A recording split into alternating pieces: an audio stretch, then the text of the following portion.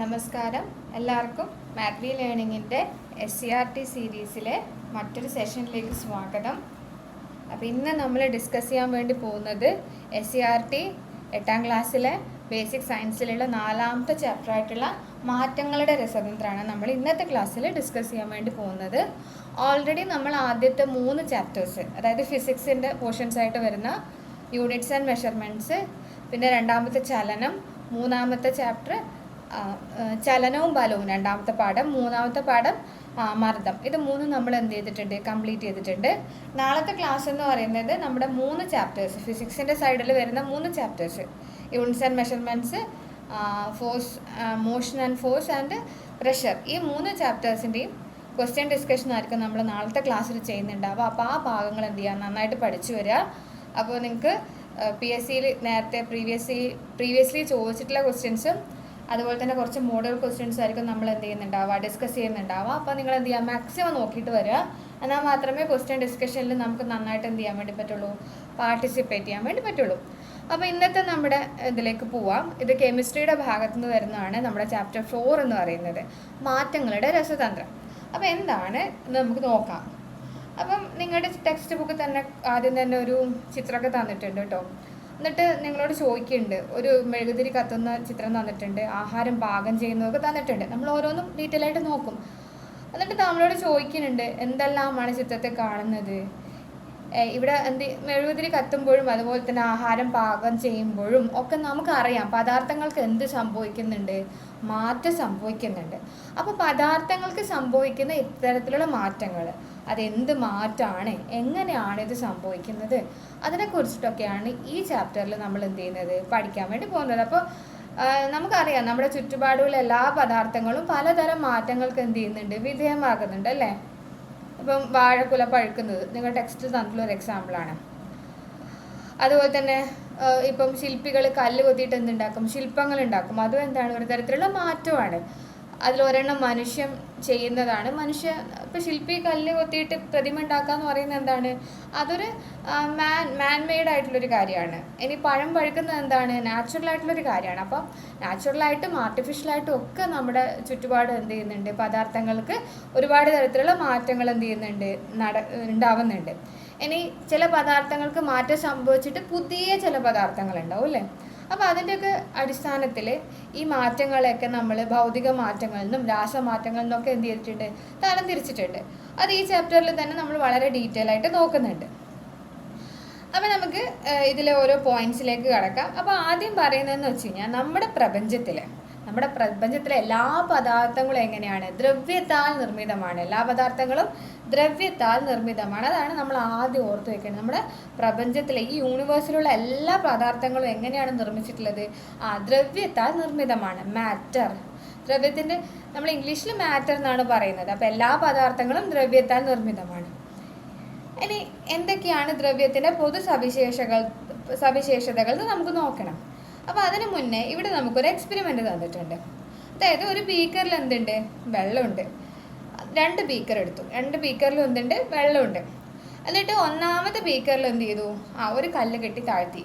അപ്പോൾ 2 ബീക്കർ ഉണ്ട് ഇവിടെ. ഇത് ഒന്നാമത്തെ ബീക്കറാണ്, ഇത് രണ്ടാമത്തെ ബീക്കറാണ്. തുടക്കത്തിൽ രണ്ടിലും എന്താണ്, ഒരേ അളവിൽ തന്നെയാണ് എന്ത് ചെയ്തിട്ടുള്ളത്, വെള്ളം എടുത്തിട്ടുള്ളത്. ഇനി ഒന്നാമത്തെ ബീക്കറിൽ നിങ്ങൾ എന്ത് ചെയ്തു, ഒരു ചെറിയ കല്ല് എന്ത് ചെയ്തു, കെട്ടി താഴ്ത്തി. അപ്പം എന്ത് ചെയ്യും, വെള്ളത്തിൻ്റെ എന്ത് ചെയ്യും, നിരപ്പ് എന്ത് ചെയ്യും, ഉയരും അല്ലേ. ഈ രണ്ടാമത്തെ ബീക്കറിലോ കുറച്ചുകൂടെ വലിയ കല്ലാണ് എന്ത് ചെയ്തത്, എടുത്തു വെച്ചത്. അപ്പോൾ എന്ത് ചെയ്യും, വെള്ളം നേരത്തെ കുറച്ചും കൂടെ മുകളിലേക്ക് എന്ത് ചെയ്യും, ഉയരും.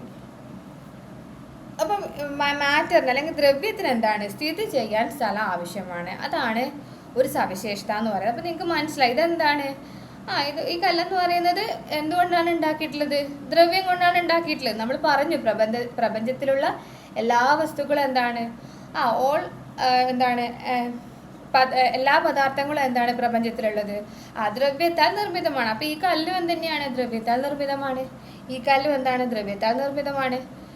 സോ അതിനെന്ത് ആവശ്യമാണ്, ദ്രവ്യത്തിന് സ്ഥിതി ചെയ്യാൻ സ്ഥലം ആവശ്യമാണ്. ആ സ്ഥലത്തെയാണ് എന്ത് പറയുന്നത്, അതിൻ്റെ വോള്യം എന്ന് പറയുന്നത്. അപ്പോൾ ഇതിന് എന്താവശ്യമുണ്ട്, സ്ഥിതി ചെയ്യാൻ എന്താവശ്യമുണ്ട്, സ്ഥലം ആവശ്യമുണ്ട്. അപ്പോൾ അത്രയും വെള്ളം എന്ത് ചെയ്യും, ഈ കല്ല് എന്ത് ചെയ്യും, റീപ്ലേസ് ചെയ്യും. അതുകൊണ്ടാണ് വെള്ളം എന്ത് ചെയ്യുന്നത്, കുറച്ച് മുകളിലേക്ക് എന്ത് ചെയ്യുന്നത്, ഉയരുന്നത്. ഈ കല്ലെന്ന് പറയുന്നത് കുറച്ചുകൂടെ ചെറിയ കല്ലാണ്. അപ്പോൾ ഈ കല്ലിൻ്റെ അത്രയും സ്ഥലം ആവശ്യമില്ല ഈ കല്ലിനെ എന്ത് ചെയ്യാൻ വേണ്ടിയിട്ട്, സ്ഥിതി ചെയ്യാൻ. അപ്പോൾ ഈ കല്ല് റീപ്ലേസ് ചെയ്യുന്ന ജലത്തിൻ്റെ അളവ് എന്ന് പറഞ്ഞാൽ കുറച്ച് കുറവായിരിക്കും ഈ കല്ലിനെ അപേക്ഷിച്ചിട്ട്.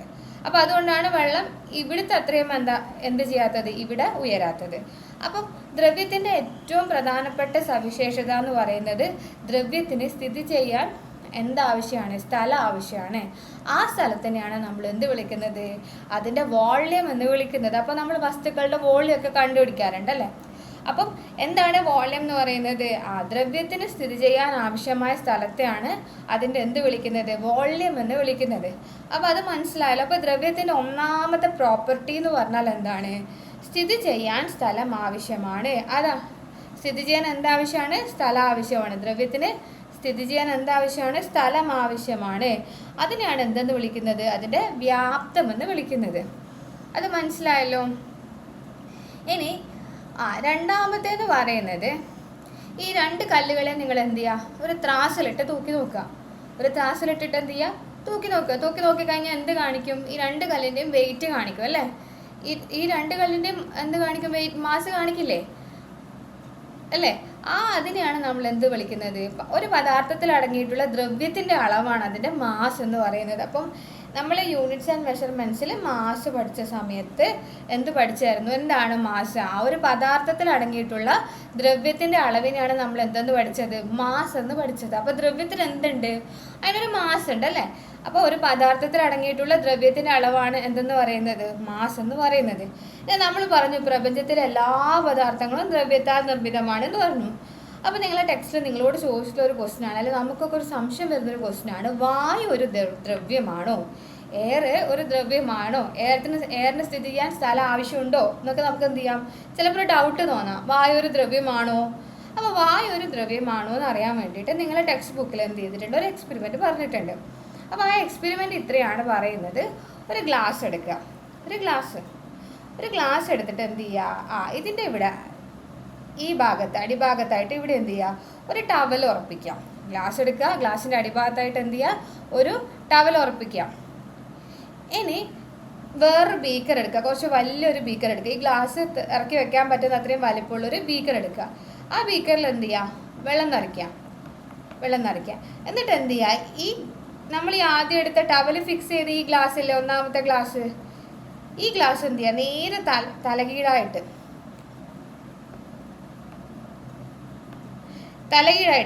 ലംബമായിട്ട് തന്നെ ഇറക്കണേ. നേരെ തലകീഴായിട്ട് എന്ത് ചെയ്യുക, ഇതിലേക്ക് എന്ത് ചെയ്യുക, ഈ ബീക്കറിൽ വെള്ളത്തിലേക്ക് എന്ത് ചെയ്യുക, ഇറക്കി വെക്കുക. കുറച്ച് താഴെയിട്ട് മുങ്ങാൻ മാത്രം എന്ത് ചെയ്യുക, ഇറക്കി വെച്ചിട്ട് നമ്മൾ എന്ത് ചെയ്യണം, നോക്കണം ടവൽ നനയുന്നുണ്ടോ. നിങ്ങൾക്ക് വേണേൽ ചെയ്ത് നോക്കാവുന്നതേ ഉള്ളൂ. ചെയ്യുമ്പോൾ എന്താ ചെയ്യേണ്ടതെന്ന് വെച്ച് കഴിഞ്ഞാൽ നല്ല ലംബമായിട്ട് തന്നെ ഇറക്കണം, കുത്തനെ തന്നെ ഇറക്കണം. നമ്മൾ ഇറക്കുന്ന സമയത്ത് ചെരിഞ്ഞൊന്നും പോകാൻ പാടില്ല. ചെരിഞ്ഞ് പോയി കഴിഞ്ഞാൽ അതിൻ്റെ ഉള്ളിൽ വെള്ളം കയറും. അപ്പോൾ ടവൽ നനയില്ല. എന്തുകൊണ്ടാണ് ടവൽ നനയാത്തത്, അപ്പോൾ അതാണ് നമുക്ക് നോക്കേണ്ടത്. അപ്പോൾ ഇൻവേർട്ടഡ് ആയിട്ടുള്ളൊരു ഗ്ലാസ് ആണ്, അതിൻ്റെ ഉള്ളിൽ എന്തുണ്ട്, ഒരു ടവൽ നമ്മൾ ഫിക്സ് ചെയ്ത് വെച്ചിട്ടുണ്ട്. അപ്പോൾ അതിനെന്ത് ചെയ്തു, നമ്മൾ ബീക്കർ ഓഫ് വാട്ടറിൽ എന്ത് ചെയ്തു, ഇറക്കി വെച്ച് കഴിഞ്ഞാൽ ആ ഗ്ലാസ്സിൽ എന്ത് ചെയ്യുന്നില്ല, വാട്ടർ എൻ്റർ ചെയ്യുന്നില്ല.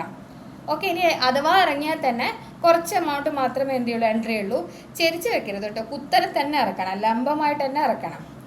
അപ്പോൾ എന്തുകൊണ്ടാണ് ഇങ്ങനെ വെള്ളം എന്തുകൊണ്ടാണ് ആ ഗ്ലാസിൻ്റെ ഉള്ളിൽ കയറാത്തതെന്ന് വെച്ച് കഴിഞ്ഞാൽ, ഈ നമ്മൾ ഈ ഗ്ലാസ് ഇങ്ങനെ കുത്തനെ ഇറക്കുന്ന സമയത്ത് തന്നെ ഇതിൻ്റെ ഉള്ളിൽ എന്ത് ചെയ്യും, എയർ ഫില്ല് ചെയ്യും. അപ്പോൾ ആ ബാക്കിയുള്ള സ്പേസിൽ ടവലിൻ്റെ താഴെയുള്ള ഭാഗത്തൊക്കെ എന്ത് ചെയ്യും, എയർ കയറി ഫില്ല് ചെയ്യും. അപ്പം ഈ glass with towel with air എന്നുള്ള പോലെയാണ് എന്ത് ചെയ്യുക, ഇവിടെ ഉണ്ടാവുക. അപ്പോൾ ഇതിനുള്ളിലെല്ലാം എന്ത് ചെയ്യും, എയർ കയറും. എയർ കയറി കഴിഞ്ഞ് കഴിഞ്ഞാൽ എയറിന് സ്ഥിതി ചെയ്യാൻ എന്താവശ്യമാണ്, സ്ഥലം ആവശ്യമാണ്. ഓക്കെ. അപ്പം എന്ത് ചെയ്യാൻ വേണ്ടി പറ്റില്ല, ഇവിടെ ഓൾറെഡി എന്തുണ്ട്, എയർ ഉണ്ട്. പിന്നെ ഈ വെള്ളത്തിന് എന്ത് ചെയ്യാൻ വേണ്ടി പറ്റില്ല, ഇങ്ങോട്ടേക്ക് കയറാൻ വേണ്ടി പറ്റില്ല. ഇനി ഈ ഗ്ലാസ് അതുപോലെ തന്നെ അതിൻ്റെ ഉള്ളിൽ ടവല്, പിന്നെ അതിൻ്റെ ഉള്ളിൽ എന്തുണ്ട്, എയർ ഇപ്പോൾ കയറിയിട്ടുണ്ട്. അപ്പോൾ അതെന്തായിട്ട് ആക്ട് ചെയ്യും, ഒരു സോളിഡ് ഒബ്ജക്റ്റ് ആയിട്ട് ആക്ട് ചെയ്യും. അപ്പോൾ വെള്ളത്തിൻ്റെ ലെവൽ എവിടെ കൂടും, ഇങ്ങനെ കൂടും. ഗ്ലാസിൻ്റെ ഉള്ളിൽ ഒരു തുള്ളി വെള്ളം പോലും എന്ത് ചെയ്യില്ല, കയറില്ല. വെള്ളത്തിൻ്റെ ലെവൽ എന്ത് ചെയ്യും, പുറത്ത് കൂടും. അത് ബീക്കറിലെ വെള്ളത്തിൻ്റെ ലെവൽ എന്ത് ചെയ്യും, ഉയരും. പക്ഷെ ഗ്ലാസ്സിനുള്ളിൽ എന്ത് ചെയ്യില്ല, വെള്ളം കയറില്ല. അപ്പോൾ എയറിന് എന്താവശ്യമാണ്, സ്ഥിതി ചെയ്യാൻ സ്ഥലം ആവശ്യമാണെന്ന് മനസ്സിലായല്ലോ. അപ്പോൾ നിങ്ങൾക്ക് ഇത് ചെയ്യാവുന്നതേ ഉള്ളൂ. ഒരു വലിയ ബീക്കർ എടുക്കുക, കുറച്ച് വെള്ളം നിറയ്ക്കുക, എന്നിട്ട് ഒരു ചെറിയ ഗ്ലാസ് എടുക്കുക. ഗ്ലാസിൻ്റെ ഉള്ളിൽ എന്ത് ചെയ്യുക, ഒരു ടവൽ ഫിക്സ് ചെയ്യുക. ഫിക്സ് ചെയ്തതിന് ശേഷം ഡൗൺവേർഡ് പൊസിഷനിൽ എന്ത് ചെയ്യുക, ഗ്ലാസ് കുത്തനെ ഇറക്കണം കേട്ടോ. ചെരിഞ്ഞു പോയാൽ വെള്ളം കയറും. കുത്തനെ ഇറക്കി കഴിഞ്ഞാൽ എന്ത് ചെയ്യില്ല, ഒരു തുള്ളി വെള്ളം പോലും എന്ത് ചെയ്യില്ല, ആ ഗ്ലാസ്സിൽ കയറില്ല. ഇനി അഥവാ കയറിയാൽ തന്നെ വളരെ ചെറിയൊരു എമൗണ്ട് മാത്രമേ എന്ത് ചെയ്യുള്ളൂ, കയറുള്ളൂ. അപ്പോൾ ഇങ്ങനെ കയറാതിരിക്കാനുള്ള കാരണം എന്ന് പറയുന്നത് ആ ഗ്ലാസ്സിൽ ആ എംപ്റ്റി ആയിട്ടുള്ള സ്പേസിൽ എന്ത് ചെയ്യും, ഓൾറെഡി എയർ കയറിയിരിക്കും. അപ്പം എയർ ഗ്ലാസ് വിത്ത് എന്താണ് ടവൽ പ്ലസ് എയർ എന്നുള്ള പോലെയാണ്. അതൊരു സോളിഡ് ഒബ്ജക്റ്റ് ആയിട്ട് എന്ത് ചെയ്യും, ആക്ട് ചെയ്യും. അപ്പോൾ ഓൾറെഡി എയർ ഉണ്ട് അതിൻ്റെ ഉള്ളിൽ. അപ്പോൾ എയറിന് സ്ഥിതി ചെയ്യാൻ സ്ഥലം ആവശ്യമാണ്. അപ്പോൾ ആ സ്പേസിലേക്ക് ആർക്ക് കയറാൻ വേണ്ടി പറ്റില്ല, വെള്ളത്തിന് കയറാൻ വേണ്ടി പറ്റില്ല. അതുകൊണ്ടാണ് അതിൻ്റെ ഉള്ളിൽ എന്ത് കയറാത്തത്, വെള്ളം കയറാത്തത്. പക്ഷേ ഇതെന്താണ്, ഈ ഗ്ലാസ് എന്താണ് പ്ലസ് എയർ എന്ന് പറയുന്നത് ഒരു സോളിഡ് ഒബ്ജക്റ്റ് ആണ്. അപ്പോൾ അത്രയും എന്ത് ചെയ്യും, സ്പേസ് എന്ത് ചെയ്യും, അത്രയും വെള്ളം എന്ത് ചെയ്യും, പുറത്ത് ബീക്കറിൽ എന്ത് ചെയ്യും, ഉയരും. അപ്പോൾ അതാണ് ഇവിടെ നമ്മൾ എന്ത് ചെയ്യേണ്ടത്, നോക്കേണ്ടത്. അപ്പോൾ ഇത് എന്തിനുള്ള ഒരു എക്സ്പെരിമെൻ്റ് ആണ്, വായുവിന് സ്ഥിതി ചെയ്യാൻ സ്ഥലം ആവശ്യമാണ്. വായുവിനൊരു മാസ് ഉണ്ട്, അതിനാൽ വായു ഒരു ദ്രവ്യമാണ് എന്ന് കാണിക്കാനുള്ള ഒരു എക്സ്പെരിമെൻ്റ് ആണ് എന്തെന്ന് പറയുന്നത്. ഈ ടവല് ഗ്ലാസ്സിൽ ഫിക്സ് ചെയ്തിട്ട് ബീക്കറിലെ വെള്ളത്തിൽ ഇറക്കി വെക്കുന്ന ഈ ഒരു പരീക്ഷണം ചെയ്ത് കഴിഞ്ഞാൽ നമുക്ക് മനസ്സിലാവും എന്താണ്, വായു എന്ന് പറയുന്നത് ഒരു ദ്രവ്യമാണ്. അപ്പോൾ ഇപ്പോൾ മനസ്സിലായല്ലോ. അപ്പോൾ വായു എന്താണ്, ഒരു ദ്രവ്യമാണ്. വായുവിന് സ്ഥിതി ചെയ്യാൻ എന്താണ്, സ്ഥലം ആവശ്യമാണ്. അതിനെന്തുണ്ട്, മാസ് ഉണ്ട്. അപ്പോൾ ഇത്രയും കാര്യങ്ങളാണ് നമ്മൾ ഇവിടെ എന്ത് ചെയ്യുന്നത്, പഠിക്കുന്നത്. അപ്പോൾ ഇത് മനസ്സിലായിട്ടുണ്ടാവും എന്ന് വിചാരിക്കുന്നു. ഇനി നമ്മൾ ടെക്സ്റ്റിൽ തന്നിട്ടുള്ള ബാക്കി പോയിന്റ്സ് നമുക്ക് വായിക്കാം. ഒരു പദാർത്ഥത്തിൽ അടങ്ങിയിട്ടുള്ള ദ്രവ്യത്തിൻ്റെ അളവാണ് അതിൻ്റെ മാസ്. സ്ഥിതി ചെയ്യാൻ സ്ഥലം ആവശ്യമുള്ളതും മാസ് ഉള്ളതുമായ ഏതിനെയും ദ്രവ്യം എന്ന് വിളിക്കുന്നു. അപ്പോൾ സ്ഥിതി ചെയ്യാൻ സ്ഥലം ആവശ്യമുള്ളതും മാസ് ഉള്ളതുമായ ഏതിനെയും നമ്മൾ എന്താ വിളിക്കുക, ദ്രവ്യം എന്നാണ് വിളിക്കുന്നത്. അപ്പോൾ വായു എന്താണ്, ഒരു ദ്രവ്യമാണെന്ന് മനസ്സിലായല്ലോ. ഇനി വായു ഒരു ദ്രവ്യമാണോ അല്ലയോ എന്ന് അറിയാൻ വേണ്ടിയിട്ട് വേറൊരു എക്സ്പെരിമെൻറ്റും കൂടെ നമ്മളെ ടെക്സ്റ്റ് ബുക്കിൽ പറയുന്നുണ്ട്. അത് കുറച്ചുകൂടെ സിമ്പിളാണ്. അതെന്താണെന്ന് വെച്ച് കഴിഞ്ഞാൽ, വായുവിന് മാസ് ഉണ്ടോ എന്ന് എങ്ങനെ കണ്ടുപിടിക്കാമെന്ന് പറഞ്ഞിട്ട് ടെക്സ്റ്റ് വായിക്കുമ്പോൾ നിങ്ങൾക്കത് വായിക്കാവുന്നതാണ്. അതിൽ ഇത്രയാണ് പറയുന്നത്, വായു നിറക്കാത്ത ഫുട്ബോളിൻ്റെ മാസ്. ഒരു ഫുട്ബോൾ എടുക്കുക, അതിൽ നിന്ന് കുറച്ച് എന്ത് ചെയ്യുക, എയർ കുറച്ച് പുറത്തേക്ക് വിടുക. അത് എന്നിട്ട് എന്ത് ചെയ്യുക, അതിൻ്റെ മാസ് എന്ത് ചെയ്യുക, മെഷർ ചെയ്യുക. എന്നിട്ട് എന്ത് ചെയ്യുക, നല്ലപോലെ എയർ അടിച്ച് കയറ്റിയ ഒരു ഫുട്ബോൾ, ആ സെയിം ഫുട്ബോൾ തന്നെ അതിലെന്ത് ചെയ്യുക, ഫുൾ എയർ നിറയ്ക്കുക. ആദ്യം എന്ത് ചെയ്യുക, കുറച്ച് എയർ നിറച്ചിട്ട് അതിൻ്റെ മാസ് മെഷർ ചെയ്യുക. രണ്ടാമത്തെ കേസിൽ എന്ത് ചെയ്യുക, നല്ലപോലെ ഫുള്ളായിട്ട് എന്ത് ചെയ്യുക, എയർ അടിച്ചിട്ട് എന്ത് ചെയ്യുക, മാസ് മെഷർ ചെയ്യാം. അപ്പം നിങ്ങൾക്ക് മനസ്സിലാവും എന്താണ് അവിടെ എന്ത് ചെയ്തിട്ടുണ്ടാവും, അതിൻ്റെ ഭാരത്തിൽ വ്യത്യാസം വന്നിട്ടുണ്ടാവും. അതിൻ്റെ അർത്ഥം എന്താണ്, വായുവിന് എന്തുണ്ട്, മാസ് ഉണ്ട്. അപ്പോൾ വായു എന്ന് പറയുന്നത് എന്താണ്, ദ്രവ്യമാണ്. അപ്പോൾ അതും കൂടി എന്ത് ചെയ്യുക, അവിടെ ഓർത്ത് വയ്ക്കുക. അപ്പോൾ സ്ഥിതി ചെയ്യാൻ സ്ഥലം ആവശ്യമുള്ളതും മാസ് ഉള്ളതുമായ ഏതിനെയും എന്ത് വിളിക്കുന്നുണ്ട്, നമ്മൾ ദ്രവ്യം എന്ന് വിളിക്കുന്നുണ്ട്. ഇനി നമുക്ക് ദ്രവ്യത്തിന് 3 അവസ്ഥയാണ് ഇപ്പം നമ്മൾ കണ്ടത്. ദ്രവ്യത്തിന് എന്തുണ്ട്, ഖരാവസ്ഥയുണ്ട്. ദ്രവ്യത്തിന് എന്തുണ്ട്, ദ്രാവകാവസ്ഥയുണ്ട്. ദ്രവ്യത്തിന് എന്തുണ്ട്, വാതകാവസ്ഥയുണ്ട്. ഇത് 3 മാത്രമല്ല ദ്രവ്യത്തിൻ്റെ അവസ്ഥ. ദ്രവ്യത്തിന് എന്തുണ്ട്, 4ഉം 5ഉം 6ഉം ഒക്കെ അവസ്ഥയുണ്ട്. ഈ 4ാമത്തെ അവസ്ഥ ഏതാണ്, ദ്രവ്യത്തിൻ്റെ 5ാമത്തെ അവസ്ഥ ഏതാണ്, ദ്രവ്യത്തിൻ്റെ 6ാമത്തെ അവസ്ഥ ഏതാണ്, ഇതൊക്കെ എന്താണ് PSCക്ക് വളരെ ഇഷ്ടമുള്ള കാര്യങ്ങളാണ്. ദ്രവ്യത്തിൻ്റെ 5ാമത്തെ അവസ്ഥ പലപ്പോഴും ക്വസ്റ്റ്യൻ പേപ്പറിൽ ചോദിച്ചിട്ടുണ്ട്. ദ്രവ്യത്തിൻ്റെ 6ാമത്തെ അവസ്ഥയും ചോദിച്ചിട്ടുണ്ട്. ദ്രവ്യത്തിൻ്റെ 4ാമത്തെ അവസ്ഥയായ പ്ലാസ്മേനെ കുറിച്ചിട്ടും എന്ത് ചെയ്തിട്ടുണ്ട്, ചോദ്യം വന്നിട്ടുണ്ട്. അപ്പോൾ നമുക്ക് അതും കൂടെ നോക്കണം. അപ്പോൾ ദ്രവ്യത്തിന് ഖരം, ദ്രാവകം, വാതകം, ഈ 3 അവസ്ഥകൾ നമുക്ക് എല്ലാവർക്കും അറിയാവുന്നതാണ്. ഇത് മാത്രമല്ല ദ്രവ്യത്തിൻ്റെ അവസ്ഥകൾ. ദ്രവ്യത്തിൻ്റെ 4ാമത്തെ അവസ്ഥ തന്നെയാണ് നമ്മൾ എന്ത് വിളിക്കുന്നത്, പ്ലാസ്മ എന്ന് വിളിക്കുന്നത്. അത് നിങ്ങൾ കേട്ടിട്ടുണ്ടാവും, പ്ലാസ്മ. അപ്പോൾ പ്രപഞ്ചത്തിൽ ഏറ്റവും അധികം കാണപ്പെടുന്നത് പ്ലാസ്മ അവസ്ഥയിലുള്ള ദ്രവ്യമാണ്. ഇതാണ് ഏറ്റവും കൂടുതൽ നോട്ട് ചെയ്യേണ്ടത്. അപ്പോൾ പ്രപഞ്ചത്തിൽ ഏറ്റവും അധികം കാണപ്പെടുന്നത് പ്ലാസ്മ അവസ്ഥയിലുള്ള ദ്രവ്യമാണ്. കാരണം എന്താണെന്ന് വെച്ച് കഴിഞ്ഞാൽ നക്ഷത്രങ്ങളും നെബുലകളൊക്കെ എന്താണ്, പ്ലാസ്മ അവസ്ഥയിലാണ്. നമ്മൾ ഈ കാണുന്നത് ഭൂമിയല്ല പ്രപഞ്ചം. പ്രപഞ്ചം എന്ന് പറഞ്ഞാൽ ധാരാളം നക്ഷത്രങ്ങളും അതുപോലെ തന്നെ നമ്മുടെ സണ്ണിന് ചുറ്റുമുള്ള നക്ഷത്രങ്ങളല്ലാതെ തന്നെ വേറെയും കുറേ എന്തുണ്ട്, സ്റ്റാർസും ഒക്കെ ഇവിടെയുണ്ട്, ഈ പ്രപഞ്ചത്തിലുണ്ട്. അപ്പം ഈ പ്ലാസ്മാവസ്ഥയിലാണ് നക്ഷത്രങ്ങളും നെബുലകളൊക്കെ സ്ഥിതി ചെയ്യുന്നത്, പ്ലാസ്മാവസ്ഥയിൽ. അപ്പോൾ അതുകൊണ്ട് തന്നെ പ്രപഞ്ചത്തിൽ ഏറ്റവും അധികം കാണപ്പെടുന്നത് എന്താണ്, പ്ലാസ്മാവസ്ഥയിലുള്ള ദ്രവ്യമാണ്. ഇത് ഇമ്പോർട്ടൻ്റ് ആണ്. അപ്പോൾ ഒരു ക്വസ്റ്റ്യൻ ചോദിക്കാം നമ്മളോട്, പ്രപഞ്ചത്തിൽ ഏറ്റവും അധികം കാണപ്പെടുന്നത് ഏതവസ്ഥയിലുള്ള ദ്രവ്യമാണ്? എന്നിട്ട് നമ്മളോട് പറയാം ഖരം, ദ്രാവകം, വാതകം, പ്ലാസ്മ എന്ന് തന്നു കഴിഞ്ഞാൽ ഏതവസ്ഥയിലാണ്, പ്ലാസ്മ അവസ്ഥയിലുള്ള ദ്രവ്യമാണ്. അതിനുള്ള റീസൺ പറയുന്നത് ഇത് തന്നെയാണ്. നക്ഷത്രങ്ങളും നെബുലകളും ഒക്കെ എന്താണ്, പ്ലാസ്മ അവസ്ഥയിലാണ്. അപ്പോൾ എന്താണ് പ്ലാസ്മ എന്ന് നോക്കണം. പ്ലാസ്മ എന്ന് പറഞ്ഞാൽ ഉയർന്ന താപനിലയിൽ എങ്ങനെയായിട്ടാണ് കാണുന്നത്? അയോൺസ് ആയിട്ടാണ് കാണുന്നത്. ഉയർന്ന താപനിലയിൽ സ്വതന്ത്രമായ ചാർജിത കണങ്ങൾ, അതാണ് അയോൺസ് എന്ന് പറയുന്നത്. അയോൺസ് ആയിട്ടാണ് എന്ത് ചെയ്യുന്നത്, കാണപ്പെടുന്നത്. അപ്പോൾ ഈ അയോൺസ് കൂടി ചേർന്നിട്ടാണ് എന്തുണ്ടാവുന്നത്, പ്ലാസ്മ ഉണ്ടാവുന്നത്. അപ്പോൾ ഉയർന്ന താപനിലയിൽ സ്വതന്ത്രമായ ചാർജിത കണങ്ങൾ കൂടി ചേർന്നാണ് എന്തുണ്ടാവുന്നത്, പ്ലാസ്മ ഉണ്ടാവുന്നത്. ഇനി എന്തുണ്ട്, നമ്മൾ പറഞ്ഞു ദ്രവ്യത്തിൻ്റെ 4ാമത്തെ അവസ്ഥയാണ് എന്തെന്ന് പറയുന്നത്, പ്ലാസ്മ എന്ന് പറയുന്നത്. ഇനിയും ഉണ്ട് ദ്രവ്യത്തിൻ്റെ അവസ്ഥകൾ. ദ്രവ്യത്തിന് 5ാമത്തെയും 6ാമത്തെയും ഒക്കെ അവസ്ഥകളുണ്ട്. 5ഉം 6ഉം കൂടി എന്ത് ചെയ്യണം, നിങ്ങൾ പഠിച്ചു വെക്കണം. കാരണം 5ാമത്തെയും 6ാമത്തെയും അവസ്ഥകളും എന്ത് ചെയ്യാറുണ്ട്, ചോദിക്കാറുണ്ട്. അപ്പം ദ്രവ്യത്തിൻ്റെ 5th സ്റ്റേറ്റ് എന്ന് പറയുന്നത്, കൂടാതെ വളരെ ഉയർന്നതും താഴ്ന്നതുമായ താപനിലകളിൽ മറ്റ് പല അവസ്ഥകളും ദ്രവ്യത്തിനുള്ളതായി ശാസ്ത്രജ്ഞർ കണ്ടെത്തിയിട്ടുണ്ട്.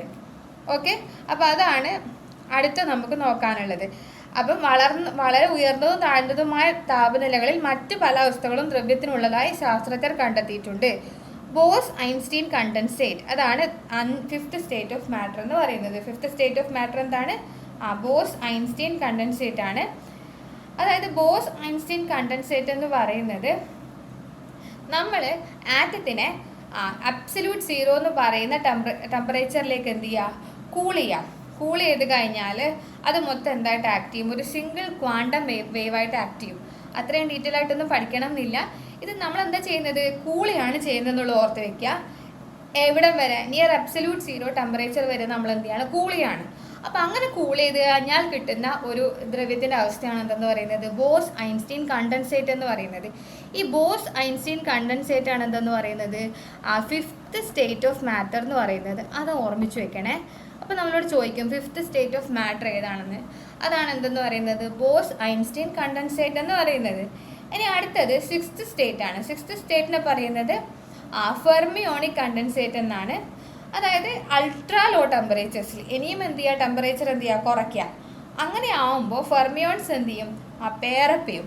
അതിനെയാണ് നമ്മൾ എന്ത് വിളിക്കുന്നത്, ഫെർമിയോണിക് കണ്ടൻസേറ്റ് എന്ന് വിളിക്കുന്നത്. ഈ ഫെർമിയോണിക് കണ്ടൻസേറ്റിനെയാണ് നമ്മൾ എന്ത് വിളിക്കുന്നത്, 6th സ്റ്റേറ്റ് ഓഫ് മാറ്റർ എന്ന് വിളിക്കുന്നത്. അപ്പോൾ നമ്മൾ കൂൾ ചെയ്ത് കഴിഞ്ഞാൽ നിയർ അബ്സല്യൂട്ട് സീറോ ടെമ്പറേച്ചർ വരെ കൂൾ ചെയ്ത് കഴിഞ്ഞാൽ നമുക്ക് ഏത് സ്റ്റേറ്റിലേക്ക് എത്താം, ബോസ് ഐൻസ്റ്റീൻ കണ്ടൻസേറ്റ് എന്ന് പറയുന്ന സ്റ്റേറ്റ് ആണ്. അവിടെ എന്താണ്, ഒരു സിംഗിൾ ക്വാണ്ടം വേവ് ആയിട്ടാണ് എന്ത് ചെയ്യുന്നത്, എക്സിസ്റ്റ് ചെയ്യുന്നത്. ഇനി അടുത്തത് ഫെർമിയോണിക് കണ്ടൻസേറ്റ് ആണ്. എഗെയിൻ എന്ത് ചെയ്യാം, അൾട്രാ ലോ ടെമ്പറേച്ചറിലേക്ക് എന്ത് ചെയ്യുക, കൂൾ ചെയ്യുക. അപ്പോൾ എന്ത് കിട്ടും, ഫെർമിയോൺസ് എന്ത് ചെയ്യും, പേരപ്പ് ചെയ്യും. അതിനാണ് നമ്മൾ എന്ത് വിളിക്കുന്നത്, ഫെർമിയോണിക് കണ്ടൻസേറ്റ് എന്ന് വിളിക്കുന്നത്. ഓക്കെ, അതെന്ത് ചെയ്യുക, ജസ്റ്റ് ഓർത്ത് വെക്കുക. ഇതിൻ്റെ ഡീറ്റെയിൽസ് ഒന്നും വേണ്ട. 5th സ്റ്റേറ്റ് ഓഫ് മാറ്റർ ഏതാണ്, 6th സ്റ്റേറ്റ് ഓഫ് മാറ്റർ ഏതാണെന്നുള്ളത് ഓർത്ത് വെക്കുക. അപ്പം നമുക്ക് ഇനിയും ഉണ്ട്, വേറെയും കുറേ ഉണ്ട്. റീസെൻ്റ് ആയിട്ടൊക്കെ ഇതിൽ കുറേ റിസർച്ചും എക്സ്പെരിമെൻ്റൊക്കെ നടക്കുന്നുണ്ട്. അപ്പോൾ പുതിയ പുതിയ കാര്യങ്ങൾ എന്ത് ചെയ്യുന്നുണ്ട്, ഓരോ നിമിഷവും സയൻറ്റിസ്റ്റുകൾ കണ്ടെത്തുന്നുണ്ട്. അപ്പോൾ നമ്മുടെ എക്സാം പോയിന്റ് ഓഫ് വ്യൂവിൽ പക്ഷേ നമുക്ക് ഇത്രയും എന്ത് ചെയ്യുക, പഠിച്ചു വെക്കാം. അപ്പോൾ ദ്രവ്യത്തിൻ്റെ സ്റ്റേറ്റ് ഒന്ന് പറഞ്ഞേ, ഖരം, ദ്രാവകം, വാതകം. ഇത് നമുക്ക് എല്ലാവർക്കും അറിയാവുന്നതാണ്. അടുത്തത് പ്ലാസ്മ, ഇതാണ് 4th സ്റ്റേറ്റ്. ഇനി അടുത്തത് boss Einstein condensate. Boss Einstein condensate. Boss Einstein condensate. അടുത്തത് എന്താണ്, ഫെർമിയോണിക് കണ്ടൻസേറ്റ്. അപ്പോൾ ഇത്രയാണ് എന്തെന്ന് പറയുന്നത്, നമ്മുടെ സ്റ്റേറ്റ്സ് ഓഫ് മാറ്റർ എന്ന് പറയുന്നത്. അപ്പോൾ ഇതെന്ത് ചെയ്യുക, പഠിച്ചു വയ്ക്കുക. 1 2 3 4 5 6 6 സ്റ്റേറ്റ് ഓഫ് മാറ്റർ കേട്ടോ. ഇതെന്തായാലും എന്ത് ചെയ്യുക, പഠിച്ചു വെക്കണം കേട്ടോ. ഇത് ചോദിക്കാൻ ചാൻസ് ഉണ്ട്. മെയിനായിട്ടും റീസെൻ്റ് ആയിട്ടുള്ള എക്സാമിലൊക്കെ 5th സ്റ്റേറ്റ് ഓഫ് മാറ്റർ ഏതാണെന്ന് ചോദിച്ചിട്ടുണ്ട്, 6th സ്റ്റേറ്റ് ഓഫ് മാറ്റർ ഏതാണെന്ന് ചോദിച്ചിട്ടുണ്ട്. 4th സ്റ്റേറ്റ് പിന്നെ മുന്നേ എന്ത് ചെയ്യാറുണ്ട്, ചോദിക്കാറുണ്ട്. പിന്നെ പ്രപഞ്ചത്തിൽ ഏറ്റവും കൂടുതൽ കാണപ്പെടുന്നത് ഏതവസ്ഥയിലുള്ള ദ്രവ്യമാണ്, പ്ലാസ്മ അവസ്ഥയിലുള്ള ദ്രവ്യമാണ്. ഇതും എന്ത് ചെയ്യുക, ആലോചിച്ച് വയ്ക്കുക. ഇനി പ്ലാസ്മ അവസ്ഥയിൽ എത്തുന്നത് എങ്ങനെയാണ്, താപനില കൂടി ആകുമ്പോഴെന്താവും, ഇത് എന്ത് ചെയ്യും, സ്വതന്ത്രമായ ചാർജിത കണങ്ങളായിട്ട് എന്ത് ചെയ്യും, മാറും. ആ ചാർജിത കണങ്ങൾ കൂടിച്ചേർന്നിട്ടാണ് എന്തുണ്ടാവുന്നത്, പ്ലാസ്മ ഉണ്ടാവുന്നത്. ഏറ്റവും കൂടുതൽ ഏതവസ്ഥയിലാണുള്ളത്, പ്ലാസ്മ അവസ്ഥയിലാണ് ഉള്ളത്. ഈ കാര്യങ്ങൾ എന്ത് ചെയ്യുക, ജസ്റ്റ് നോട്ട് ചെയ്ത് വെക്കാം. ഇനി അടുത്ത നമ്മൾ പറഞ്ഞു ദ്രവ്യത്തിൻ്റെ അവസ്ഥകളെ കുറിച്ച് പറഞ്ഞു അല്ലേ. ദ്രവ്യത്തിന് 3 അവസ്ഥയാണുള്ളത്: ഖരാവസ്ഥ, ദ്രാവകാവസ്ഥ, വാതകാവസ്ഥ. അതിനെക്കുറിച്ചിട്ടാണ് നമ്മൾ എന്ത് ചെയ്യുന്നത്, ആദ്യം നോക്കുന്നത്. അപ്പോൾ അതിൻ്റെ സവിശേഷതകൾ എന്താണെന്ന് നമുക്ക് നോക്കണം. അപ്പം ഖരം, ദ്രാവകം, വാതകം. മാസ് എന്ത്, ദ്രവ്യത്തിൻ്റെ ഏറ്റവും ഇമ്പോർട്ടൻ്റ് ആയിട്ടുള്ള പ്രോപ്പർട്ടിയാണ് എന്ത്, ദ്രവ്യത്തിന് എന്തുണ്ട്, മാസ് ഉണ്ട്. അപ്പം സോളിഡിനും ലിക്വിഡിനും ഗ്യാസിനും ഒക്കെ എന്തുണ്ടാവും, മാസ് ഉണ്ടാവും. ഇനി വ്യാപ്തം എന്ന് പറയുന്നത് ഒരു സോളിഡ് ആയിട്ടുള്ളൊരു വസ്തു, അതായത് നിങ്ങളുടെ കയ്യിലുള്ള ഒരു എന്തെങ്കിലും ഒരു ബോക്സ്, അതിൻ്റെ വ്യാപ്തം എന്ന് പറയുന്നത് എന്താണ്, നിശ്ചിത വ്യാപ്തമാണ് അല്ലേ. ഇനി ദ്രാവകത്തിൻ്റെ വ്യാപ്തം എന്താണ്, നിശ്ചിതമാണ്. കാരണം അത് ഏത് പാത്രത്തിലാണ് ഒഴിച്ചിട്ടുള്ളത്, ആ പാത്രം വെച്ചിട്ട് നമുക്ക് എന്ത് ചെയ്യാൻ വേണ്ടി പറ്റും, അതിൻ്റെ വോളിയം കറക്റ്റായിട്ട് എന്ത് ചെയ്യാൻ വേണ്ടി പറ്റും, കണ്ടുപിടിക്കാൻ വേണ്ടി പറ്റും. എന്നാൽ വാതകത്തിൻ്റെ കേസിൽ എന്തല്ല, വ്യാപ്തം എന്ന് പറയുന്നത് നിശ്ചിതമായിട്ട് നമുക്ക് എന്ത് ചെയ്യാൻ വേണ്ടി പറ്റില്ല, കണ്ടെത്താൻ വേണ്ടി പറ്റില്ല.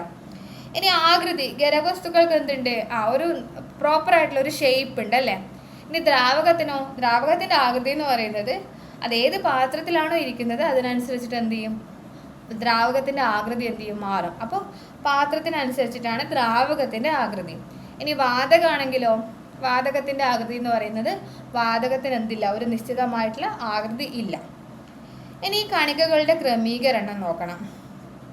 കണികകളുടെ ക്രമീകരണം എന്ന് പറഞ്ഞാൽ ഖരാവസ്ഥയിലാണെങ്കിൽ കണികകൾ തമ്മിലുള്ള അകലം എന്ന് പറയുന്നത് വളരെ കുറവായിരിക്കും. അതായത് ഇതിപ്പോൾ ഒരു സോളിഡ് ആയിട്ടുള്ള ഒരു ക്യൂബാണെന്ന് വിചാരിക്കുക. അപ്പോൾ ഇതിലുള്ള ആറ്റംസ് എന്ന് പറയുന്നത് വളരെ ക്ലോസ്ലി ടൈറ്റ്ലി പാക്ഡ് ആയിരിക്കും. അതുകൊണ്ടാണ് അതിനൊരു നല്ലൊരു ഷേപ്പ് കിട്ടുന്നത്. ഇനി ദ്രാവകാവസ്ഥയിലാണെങ്കിലോ കണികകൾ തമ്മിലുള്ള അകലം എന്തായിരിക്കും, ഇടത്തരം. ഇനി വാതകാവസ്ഥയിലോ കണികകൾ തമ്മിലുള്ള അകലം എന്താണ്, വളരെ കൂടുതലാണ്. അതുകൊണ്ടാണ് അതെന്തായിട്ടിരിക്കുന്നത്, ഒരു ഷേപ്പൊന്നും ഇല്ലാതെ ഷേപ്പ്ലെസ് ആയിട്ട് ഇരിക്കുന്നത്. ഇനി ആകർഷണ ബലവും ഖരാവസ്ഥയിൽ ആറ്റംസ് തമ്മിലുള്ള ആകർഷണ ബലം എന്ന് പറയുന്നത് വളരെ കൂടുതലാണ്. ദ്രാവകത്തിൽ എന്താണ്, കുറവാണ്, വാതകത്തിൽ വളരെ കുറവാണ്. ഇനി ചലന വേഗം, ഖരാവസ്ഥയിലുള്ള ആറ്റത്തിന്, കണികകൾക്ക് ചലിക്കാൻ എന്തില്ല, പറ്റില്ല. കാരണം അവരെന്താണ്, ടൈറ്റ്ലി പാക്ഡ് ആണ്. പിന്നെ അവർ തമ്മിലുള്ള അകലം വളരെ കുറവാണ്. അതുകൊണ്ട് തന്നെ അതിനെന്ത് ചെയ്യില്ല, പെട്ടെന്ന് ചലിക്കാൻ വേണ്ടി പറ്റില്ല. അല്ലെങ്കിൽ ആറ്റംസ് എന്ത് ചെയ്യുന്നില്ല, അധികം മൂവ്മെൻറ്റ് നടത്തുന്നില്ല. അതായത് അത് ഇരിക്കുന്ന സ്ഥലത്ത് നിന്ന് എന്ത് മാത്രമേ ചെയ്യുന്നുള്ളൂ, വൈബ്രേറ്റ് ചെയ്യുക മാത്രമേ ചെയ്യുന്നുള്ളൂ. പക്ഷെ അതേ സ്ഥാനത്ത് ദ്രാവകത്തിന് എന്തുണ്ട്, ചലിക്കാനും കുറേ കൂടെ പറ്റും. ചലന വേഗം എന്ന് പറയുന്നത് കൂടുതലാണ്, വാതകത്തിനോ വളരെ കൂടുതലാണ്. ഇനി ഊർജം എന്താണ്, ഖരത്തിന് കുറവാണ്. കാരണം ഖരാവസ്ഥയിലുള്ളൊരു വസ്തുവിന് നമ്മൾ ഊർജം കൊടുത്തിട്ടാണ് അതിനെ എന്താക്കുന്നത്, ദ്രാവകാവസ്ഥയിലേക്ക് എത്തുന്നത്. അതിന് ഊർജം കൊടുക്കുമ്പോഴാണ് അതെന്താവുന്നത്, വാതകാവസ്ഥയിൽ എത്തുന്നത്. ഫോർ എക്സാമ്പിൾ നമ്മൾ ഐസ് കട്ട എന്ന് പറയുന്നത് ഏതവസ്ഥയിലാണ് ഇരിക്കുന്നത്, ഖരാവസ്ഥയിൽ. അതിന് ഐസ് കട്ടേനെ ഹീറ്റ് ചെയ്ത് കഴിഞ്ഞാൽ, ഹീറ്റ് എന്ന് പറഞ്ഞാൽ എന്താണ്, ഒരു ഫോം ഓഫ് എനർജിയാണ്. അപ്പോൾ ഐസും കട്ടേനെ ഹീറ്റ് ചെയ്യുക എന്ന് പറയുന്നത് എന്താണ്, ഐസ് കട്ടയ്ക്ക് എന്ത് കൊടുക്കുകയാണ്, നമ്മളൊരു എനർജി കൊടുക്കുകയാണ്. അപ്പോൾ ആ ഊർജം അത് എന്ത് ചെയ്യും, അബ്സോർബ് ചെയ്തിട്ട് അതെന്തായിട്ട് മാറും, ദ്രാവകമായിട്ട് മാറും. ഇനി ദ്രാവകത്തിന് വീണ്ടും നമ്മൾ എന്ത് ചെയ്യുക, വീണ്ടും ചൂടാക്കുക, എന്ത് ചെയ്യുക, ടെമ്പറേച്ചർ കൊടുക്കുക. ആ ഊർജ്ജം അത് അബ്സോർബ് ചെയ്തിട്ട് കൂടുതൽ എനർജി ആഗിരണം ചെയ്തിട്ട് അത് എന്തായിട്ട് മാറും, വാതകമായിട്ട് മാറും. അപ്പോൾ ഏറ്റവും കൂടുതൽ ഊർജ്ജം ആർക്കാണെന്ന് ചോദിച്ചു കഴിഞ്ഞാൽ അത് ആർക്കാണ്, വാതകത്തിനാണ് ഏറ്റവും കൂടുതൽ ഊർജ്ജം ഉള്ളത്. ഏറ്റവും കുറവ് ഊർജ്ജം ഉള്ളത് ആർക്കാണ്, ഖരാവസ്ഥയിലുള്ള വസ്തുവിനാണ് ഏറ്റവും കുറവ് ഊർജ്ജം ഉള്ളത്. ഈ കാര്യം കൂടെ ഇവിടെ എന്ത് ചെയ്യണം, ഓർത്ത് വെക്കണം. ഓക്കെ, അപ്പോൾ ഇത്രയാണ് ഇതിൻ്റെ എന്തെന്ന് പറയുന്നത്, ദ്രവ്യത്തിൻ്റെ അവസ്ഥകളും കണികകളുടെ ക്രമീകരണത്തെ സംബന്ധിച്ച് നമ്മളെ ടെക്സ്റ്റ് ബുക്കിൽ നമ്മളോട് എന്ത് ചെയ്തിട്ടുള്ളത്, പറഞ്ഞിട്ടുള്ളത്. ഇനി മാറ്റങ്ങളെ കുറിച്ച് പറയുന്നുണ്ട്. ചേഞ്ച് ഓഫ് സ്റ്റേറ്റ്, അതായത് ഖരാവസ്ഥയിലുള്ളൊരു വസ്തു ദ്രാവകാവസ്ഥയിലും ദ്രാവകാവസ്ഥയിലുള്ളൊരു വസ്തു വാതകാവസ്ഥയിലൊക്കെ എത്തുന്ന ആ ചേഞ്ച് ഓഫ് സ്റ്റേറ്റ്, അതായത് അവസ്ഥാ പരിവർത്തനം എന്ന് പറയുന്ന കാര്യത്തെക്കുറിച്ചാണ് അടുത്തതായിട്ട് നമ്മളെ ടെക്സ്റ്റ് ബുക്കിൽ പറഞ്ഞിട്ടുള്ളത്. ആദ്യം പറയുന്ന എക്സ്പെരിമെൻ്റ് ഇതാണ്. ഒരു ചെറിയ സ്റ്റീൽ പാത്രത്തിൽ എന്ത് ചെയ്യുക, അല്പം മെഴുകുതിരി ചൂടാക്കി നോക്കൂ. അല്പം മെഴുകുതിരി എടുത്തിട്ട് എന്ത് ചെയ്യുക, ചൂടാക്കി നോക്കുക. അപ്പം എന്താ സംഭവിക്കുക, മെഴുക് സ്വാഭാവികമായിട്ട് എന്ത് ചെയ്യും, ഉരുകും അല്ലേ. അപ്പം അത് ആണ് ആദ്യം പറയുന്നത്. ഇനി മെഴുക് എന്താണ്, ഖരാവസ്ഥയിലാണ്. ഖരാവസ്ഥയിലുള്ള മെഴുകിന് എന്ത് ചെയ്യുക, നമ്മളെന്ത് ചെയ്യും, ചൂട് കൊടുത്തു കഴിഞ്ഞാൽ മെഴുക് എന്ത് ചെയ്യും, ഉരുകും അല്ലേ. ആദ്യം എന്താ മെഴുക ഉള്ളത്, മെഴുക് ഖരാവസ്ഥയിലാണ് അല്ലേ. ഖരാവസ്ഥയിൽ അതിന് നമ്മൾ എന്ത് ചെയ്തു, കുറച്ച് ചൂട് കൊടുത്തു കഴിഞ്ഞാൽ എന്താവും, മെഴുക് ദ്രാവകാവസ്ഥയിലാവും. ഇനി കുറച്ചും കൂടി സമയം കൂൾ ചെയ്യാൻ ഒരു സമയം കൊടുത്താലോ, കുറച്ചുകൂടി സമയം നമ്മൾ എന്ത് ചെയ്യുക, അതവിടെ വെക്കുക. ആ ചൂടൊക്കെ പോയി ഒന്ന് തണുത്ത് കഴിഞ്ഞാൽ വീണ്ടും എന്താവും, ആ ഉരുകിയ മെഴുകെല്ലാം കൂടെ എന്ത് ചെയ്യും, യോജിച്ചിട്ട് എന്താവും, വീണ്ടും ഒരു ഖരാവസ്ഥയിലുള്ള മെഴുകായിട്ട് മാറും അല്ലേ. അപ്പോൾ മെഴുകിനെ ഖരാവസ്ഥയിൽ നിന്ന് ദ്രാവകാവസ്ഥയിലേക്കും ദ്രാവകാവസ്ഥയിൽ നിന്ന് എന്താക്കാം, തിരിച്ച് ഖരാവസ്ഥയിലേക്കും എന്ത് ചെയ്യാൻ വേണ്ടി പറ്റും, മാറ്റാൻ വേണ്ടി പറ്റും അല്ലേ. മെഴുകിൽ ചൂട് കൊടുത്തു കഴിഞ്ഞാൽ അതെന്താവും, മെഴുക് ദ്രാവകമാവും. ഇനി അത് കുറച്ച് തണുക്കാൻ അനുവദിച്ചാൽ എന്തായിട്ട് മാറും, അത് വീണ്ടും പഴയ ഖരാവസ്ഥ തന്നെ പ്രാപിക്കും. എന്നാൽ വേറൊരു എക്സാമ്പിൾ നമ്മളോട് പറയുന്നുണ്ട്. ഒരു കഷ്ണം കടലാസ് കത്തിച്ച് എന്താക്കുക, ചാരാക്കുക. ഒരു കഷ്ണം കടലാസ് കത്തിച്ചിട്ട് ചാരാക്കുക. അപ്പോൾ നമ്മളെന്താ ചെയ്യാൻ പോകുന്നത്, കടലാസ് എന്ത് ചെയ്യുന്നു, കടലാസ് കത്തിക്കുന്നു. കടലാസ് കത്തിച്ചിട്ട് എന്താക്കി, ചാരാക്കി. ഈ ചാരത്ത് നമുക്ക് ചാരത്തെ തണുപ്പിച്ച ആ കടലാസ് നമുക്ക് തിരിച്ചു കിട്ടുമോ, ഇല്ല അല്ലേ. അപ്പം ഇങ്ങനെ രണ്ട് രീതിയിലുള്ള ചേഞ്ച് സംഭവിക്കുന്നുണ്ട്. അപ്പോൾ ആദ്യത്തെ രീതിയിലുള്ള ചേഞ്ച് എന്ന് പറയുന്നത് ഇതിനെയാണ് നമ്മൾ ഭൗതിക മാറ്റം എന്ന് വിളിക്കുന്നത്. ഭൗതിക മാറ്റം ഇവിടെ എന്ന് പറയുന്നത് ആ ഒരു അവസ്ഥ, ഖരാവസ്ഥയിലുള്ളത് ദ്രാവാവസ്ഥയിലായി, അത്ര മാത്രമേ അവിടെ സംഭവിക്കുന്നുള്ളൂ. ആ പ്രോപ്പർട്ടി, ആ വസ്തുവിൻ്റെ പ്രോപ്പർട്ടിക്ക് എന്ത് സംഭവിക്കുന്നില്ല, ചേഞ്ച് ഒന്നും സംഭവിക്കുന്നില്ല. അപ്പോൾ അത്തരം മാറ്റത്തെയാണ് നമ്മൾ എന്ത് വിളിക്കുന്നത്, ഭൗതിക മാറ്റം എന്ന് വിളിക്കുന്നത്. ഭൗതിക മാറ്റം എന്ന് പറയുന്നത് എന്താണ്, റിവേഴ്സിബിൾ ആണ്. കാരണം ഖരാവസ്ഥയിൽ നിന്ന് ദ്രാവാവസ്ഥയിലാക്കിയാൽ പിന്നെ അത് കൂൾ ചെയ്താൽ തിരിച്ച് എവിടത്തേക്ക് വരുന്നുണ്ട്, ഖരാവസ്ഥയിലേക്ക് വരുന്നുണ്ട്. പക്ഷെ രണ്ടാമത് നമ്മൾ പറഞ്ഞ ഈ കടലാസ് കത്തിക്കുന്ന എക്സാമ്പിൾ, കടലാസ് കത്തിച്ച് എന്താവും, ചാരായിട്ട് മാറി. അതായത് പെർമനൻ്റ് ആയിട്ട് അവിടെ എന്ത് സംഭവിച്ചു, ഒരു ചേഞ്ച് സംഭവിച്ചു. അത് കടലാസ് കത്തിച്ചു, ആ കടലാസിന് എന്ത് ചെയ്തു, ഒരു പെർമനൻ്റ് ആയിട്ടുള്ള ചേഞ്ച് സംഭവിച്ചു. അതെന്തായി മാറി, ചാരായിട്ട് മാറി. അതിനെ തിരിച്ച് എന്താക്കാൻ വേണ്ടി പറ്റില്ല നമുക്ക്, തിരിച്ച് കടലാസൊന്നും ആക്കാൻ വേണ്ടി പറ്റില്ല. അപ്പോൾ ഇത്തരം മാറ്റത്തെയാണ് നമ്മൾ എന്ത് വിളിക്കുന്നത്, രാസമാറ്റം എന്ന് വിളിക്കുന്നത്. അപ്പോൾ ഇനി അതാണ് നമുക്ക് പഠിക്കാനുള്ളത്, ഭൗതിക മാറ്റവും രാസമാറ്റവും. അപ്പോൾ നമ്മുടെ ക്വസ്റ്റ്യൻ പേപ്പറിൽ എങ്ങനെയാണ് നമ്മളോട് ചോദിക്കാമെന്ന് വെച്ച് കഴിഞ്ഞാൽ ഒരു എക്സാമ്പിൾ തരും. ഫോർ എക്സാമ്പിൾ ഇത് തന്നെ, മെഴുകുതിരി ഉരുക്കുന്നു. ഏത് തരം അവസ്ഥാ പരിവർത്തനമാണ് ഇവിടെ നടക്കുന്നത്, അപ്പോൾ അത് നമ്മളോട് ചോദിക്കും. അപ്പോൾ അതാണ് അവിടെ ഭൗതിക മാറ്റമാണ് നടക്കുന്നത്. ഇനി കടലാസ് കത്തിക്കുന്നു, അതെന്ത് തരത്തിലുള്ള മാറ്റമാണ്, അപ്പോൾ അതെന്ത് മാറ്റമാണ്, രാസമാറ്റമാണ്. അപ്പോൾ നമ്മൾ എന്ത് ചെയ്യണം, ഇത് നോക്കി വെക്കണം. ഇപ്പം കാര്യം മനസ്സിലായല്ലോ, ഭൗതിക മാറ്റം എന്ന് പറഞ്ഞു കഴിഞ്ഞാൽ അതായത് അവിടെ ആ സ്റ്റേറ്റ് മാത്രമേ മാറുന്നുള്ളൂ. ഖരാവസ്ഥയിലുള്ള വസ്തു ദ്രാവകാവസ്ഥയിലാവുന്നു. പക്ഷെ കടലാസ് കത്തിക്കുമ്പോൾ അങ്ങനെയല്ല. കടലാസ് കത്തിക്കുമ്പോൾ പുതുതായിട്ട് എന്ത് ചെയ്യാണ്, ചാരം ഒരു പുതിയ വസ്തുവാണ്, അത് ഉണ്ടാവുകയാണ് ചെയ്യുന്നത്. അവിടെ എന്ത് സംഭവിച്ചു, ഒരു പെർമനൻ്റ് ആയിട്ടുള്ള ചേഞ്ച് സംഭവിച്ചു. ഇനി നമുക്ക് നോക്കാം അവസ്ഥാ പരിവർത്തനത്തിൽ വേറെ എന്തൊക്കെയാണ് നമ്മളെ ടെക്സ്റ്റ് ബുക്കിൽ പറയുന്നതെന്ന്. ഒന്നാമത്തേത് ചൂട് കൊടുക്കുമ്പോൾ ഖരം ദ്രാവകവും, ദ്രാവകം എന്താവും, വാതകവും. അപ്പോൾ ചൂട് എന്ത് ചെയ്യുന്നുണ്ട്, താപം ആഗിരണം ചെയ്തിട്ട് ഖരാവസ്ഥയിലുള്ള വസ്തു ദ്രാവകാവസ്ഥയിലേക്കും, ദ്രാവകാവസ്ഥയിൽ നിന്ന് എന്ത് സംഭവിക്കും, വാതകാവസ്ഥയിലേക്കും എന്ത് ചെയ്യും, മാറും. ഇനി തണുപ്പിക്കുമ്പോൾ എന്ന് പറയുന്നത് നമ്മൾ ഈ വെള്ളത്തിൻ്റെ കേസാണെങ്കിൽ പറയുന്നത് വാതകത്തിൽ നിന്ന് എന്താവും, ദ്രാവകം വീണ്ടും തണുപ്പിച്ച് കഴിഞ്ഞാൽ, നമ്മൾ ഫ്രിഡ്ജിൽ വെള്ളം കൊണ്ടുവച്ച് കഴിഞ്ഞാൽ എന്താവുന്നുണ്ട്, അത് ഖരാവസ്ഥയിലുള്ള ഐസ് കട്ടയായിട്ട് മാറുന്നില്ലേ, അവിടെ എന്താ സംഭവിക്കുന്നത്, താപം പുറത്ത് വിടുകയാണ് ചെയ്യുന്നത്. ഇനി ഉത്പാദനം എന്ന് പറഞ്ഞിട്ട് ഒരു സബ്ലിമേഷൻ എന്ന് പറഞ്ഞിട്ടുണ്ട്. അതായത് ഖരം നേരിട്ട് വാതകമാവുന്നതിനെയാണ് നമ്മൾ എന്ത് വിളിക്കുന്നത്, സബ്ലിമേഷൻ എന്ന് വിളിക്കുന്നത്. അതായത് കർപ്പൂരം കത്തിച്ചു കഴിഞ്ഞാൽ നേരെ എന്താവും, വാതകമായിട്ട് മാറും. അതുപോലെ നാഫ്തലിൻ കത്തിച്ചാലും എന്ത് ചെയ്യും, ഖരം നേരിട്ട് വാതകമാവുകയാണ് ചെയ്യുന്നത്. ഓക്കെ, അവസ്ഥാ പരിവർത്തനം എന്ന് പറയുന്നത് എന്താണ്, ഒരു ഭൗതിക മാറ്റമാണ്. അതായത് നമുക്കറിയാം, വെള്ളം ചൂടാക്കി കഴിഞ്ഞ് കഴിഞ്ഞാൽ എന്താവും, നീരാവിയാവും. നീരാവിനെ തണുപ്പിച്ച് കഴിഞ്ഞാൽ തിരിച്ച് വീണ്ടും എന്ത് കിട്ടും, നമുക്ക് വെള്ളം തന്നെ കിട്ടും. ഒരു ഐസ് കട്ട ഉരുക്കി കഴിഞ്ഞാൽ എന്താവും, വെള്ളമാവും. വെള്ളം കൊണ്ടുവച്ചിട്ട് ഫ്രിഡ്ജ് കൊണ്ടുപോയി തണുപ്പിച്ച് കഴിഞ്ഞാൽ നമുക്ക് തിരിച്ച് എന്ത് കിട്ടും, ഐസ് കട്ട തന്നെ കിട്ടും. അപ്പോൾ അവസ്ഥാ പരിവർത്തനം എന്ന് പറയുന്നത് എന്താണ്, ചേഞ്ച് ഓഫ് സ്റ്റേറ്റ് എന്ന് പറയുന്നത് എന്താണ്, ഒരു ഭൗതിക മാറ്റമാണ്. ഇനി അതിൽ തന്നെ വരുന്നതാണ് ഉത്പാദനം എന്ന് പറയുന്നത്, സബ്ലിമേഷൻ എന്ന് പറയുന്നത് എന്താണ്, ഖരം നേരിട്ട് വാതകമാകുന്നതിനെയാണ് നമ്മൾ എന്ത് പറയുന്നത്, സബ്ലിമേഷൻ എന്ന് പറയുന്നത്. ഇത് ചോദിക്കാറുണ്ട്. ഈ സബ്ലിമേഷൻ കാണിക്കുന്ന വസ്തുക്കൾക്കുള്ള എക്സാമ്പിൾ കർപ്പൂരം, അതുപോലെ തന്നെ നാഫ്തലിൻ, ഇത് ചോദിക്കാറുണ്ട് കേട്ടോ. അപ്പോൾ അതുകൊണ്ട് ഓർത്ത് വെക്കണം, കർപ്പൂരവും നാഫ്തലിനുമാണ് സബ്ലിമേഷൻ സംഭവിക്കുന്ന വസ്തുക്കൾക്കുള്ള എക്സാമ്പിൾ. സബ്ലിമേഷൻ എന്ന് പറഞ്ഞാൽ എന്താണ്, ഖരം നേരിട്ട് വാതകമാകുന്ന പ്രോസസ്സിനെയാണ് നമ്മൾ എന്ത് വിളിക്കുന്നത്, സബ്ലിമേഷൻ എന്ന് വിളിക്കുന്നത്. ഇനി അടുത്ത് നമുക്ക് നോക്കാനുള്ളത് മാറ്റങ്ങളുടെ തരമാണ്. മാറ്റങ്ങൾ എന്ന് പറയുന്നത് ഭൗതിക മാറ്റവും ഉണ്ട്, രാസമാറ്റവും ഉണ്ട്. ഭൗതിക മാറ്റം എന്ന് പറഞ്ഞാൽ ഫിസിക്കൽ ചേഞ്ചാണ്, രാസമാറ്റം എന്ന് പറഞ്ഞാൽ കെമിക്കൽ ചേഞ്ചാണ്. അപ്പോൾ ഭൗതിക മാറ്റത്തിൽ പുതിയ പദാർത്ഥം ഒന്നും ഉണ്ടാവുന്നില്ല, തന്മാത്രയുടെ ക്രമീകരണം മാത്രമേ മാറുന്നുള്ളൂ. ഉദാഹരണം മെഴുകുരുകൽ, ഐസുരുകൽ. നമുക്കറിയാം, ഇതൊരു ഐസ് കട്ടയാണ്. ഈ ഐസ് കട്ടയ്ക്ക് നമ്മൾ എന്ത് ചെയ്തു, ചൂടാക്കി കഴിഞ്ഞ് കഴിഞ്ഞാൽ ഈ ഐസ് കട്ടയിലെ കണികൾ എന്ത് ചെയ്യും, കുറച്ചുകൂടെ ദൂരത്തേക്ക് പോയിട്ടാണ് പിന്നെ എന്താവുന്നത്, വെള്ളമായിട്ട് മാറുന്നത്. ഇനി ഇതിനെ വീണ്ടും ചൂടാക്കി കഴിഞ്ഞാൽ എന്ത് സംഭവിക്കും? വെള്ളത്തിന് നമ്മൾ വീണ്ടും എന്ത് ചെയ്തു? ചൂടാക്കി കഴിഞ്ഞ് കഴിഞ്ഞാൽ എന്ത് സംഭവിക്കും? ആ വെള്ളം എന്ത് ചെയ്യും? ഈ നീരാവിയായിട്ട് മാറും അല്ലേ?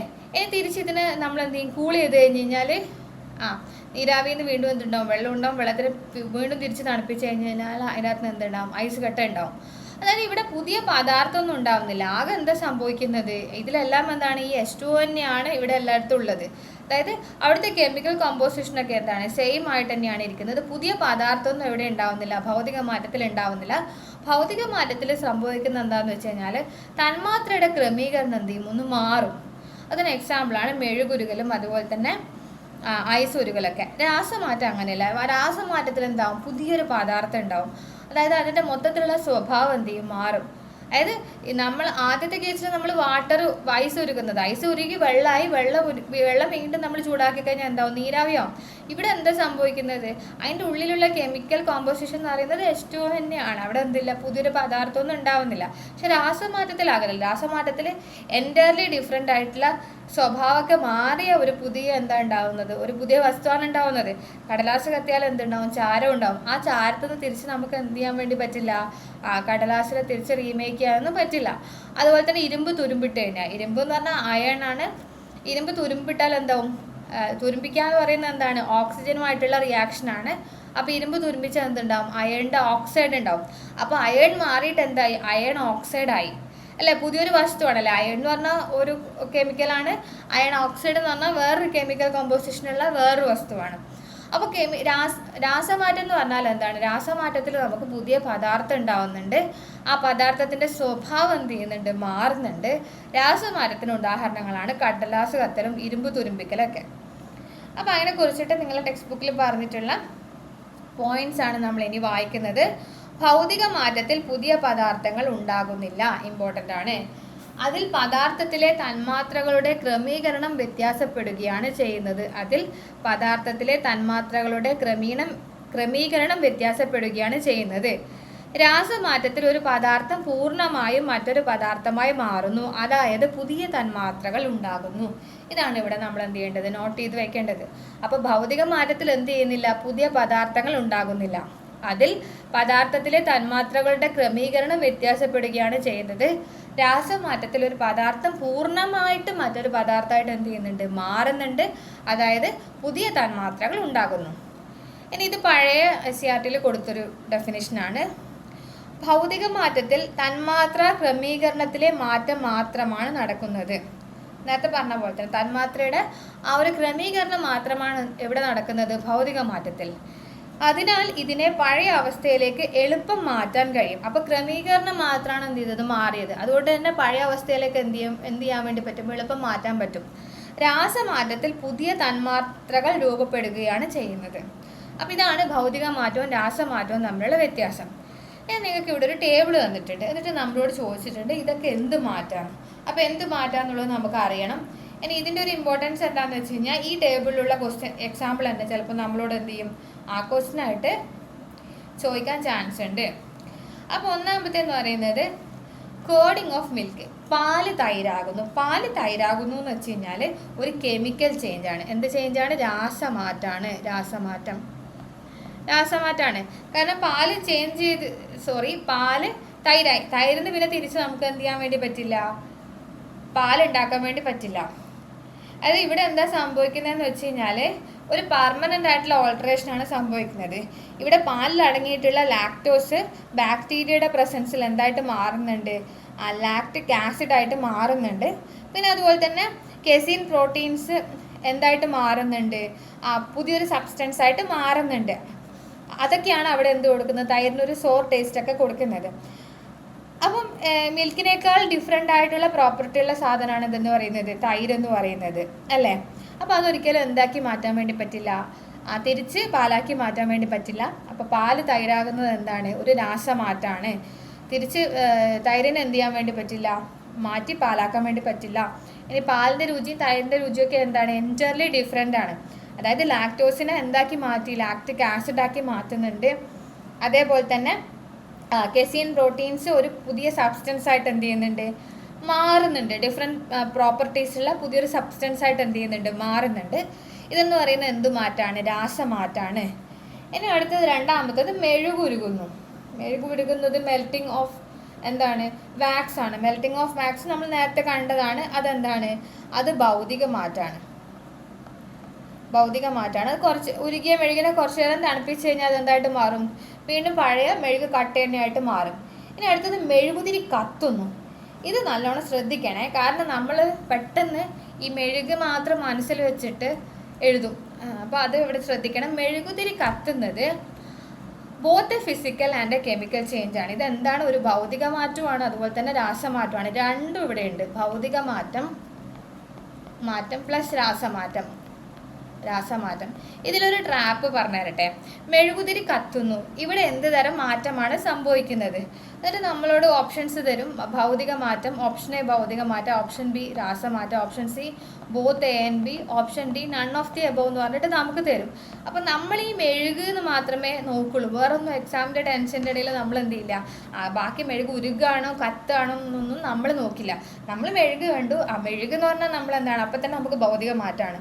അപ്പം നമ്മൾ ഭൗതിക മാറ്റം കുത്തും. പക്ഷെ മെഴുകുതിരി കത്തുക എന്ന് പറയുന്നത് എന്താണ്? ഇവിടെ രണ്ട് തരത്തിലുള്ള മാറ്റം, അതായത് ഭൗതിക മാറ്റവും നടക്കുന്നുണ്ട്, രാസമാറ്റവും നടക്കുന്നുണ്ട്.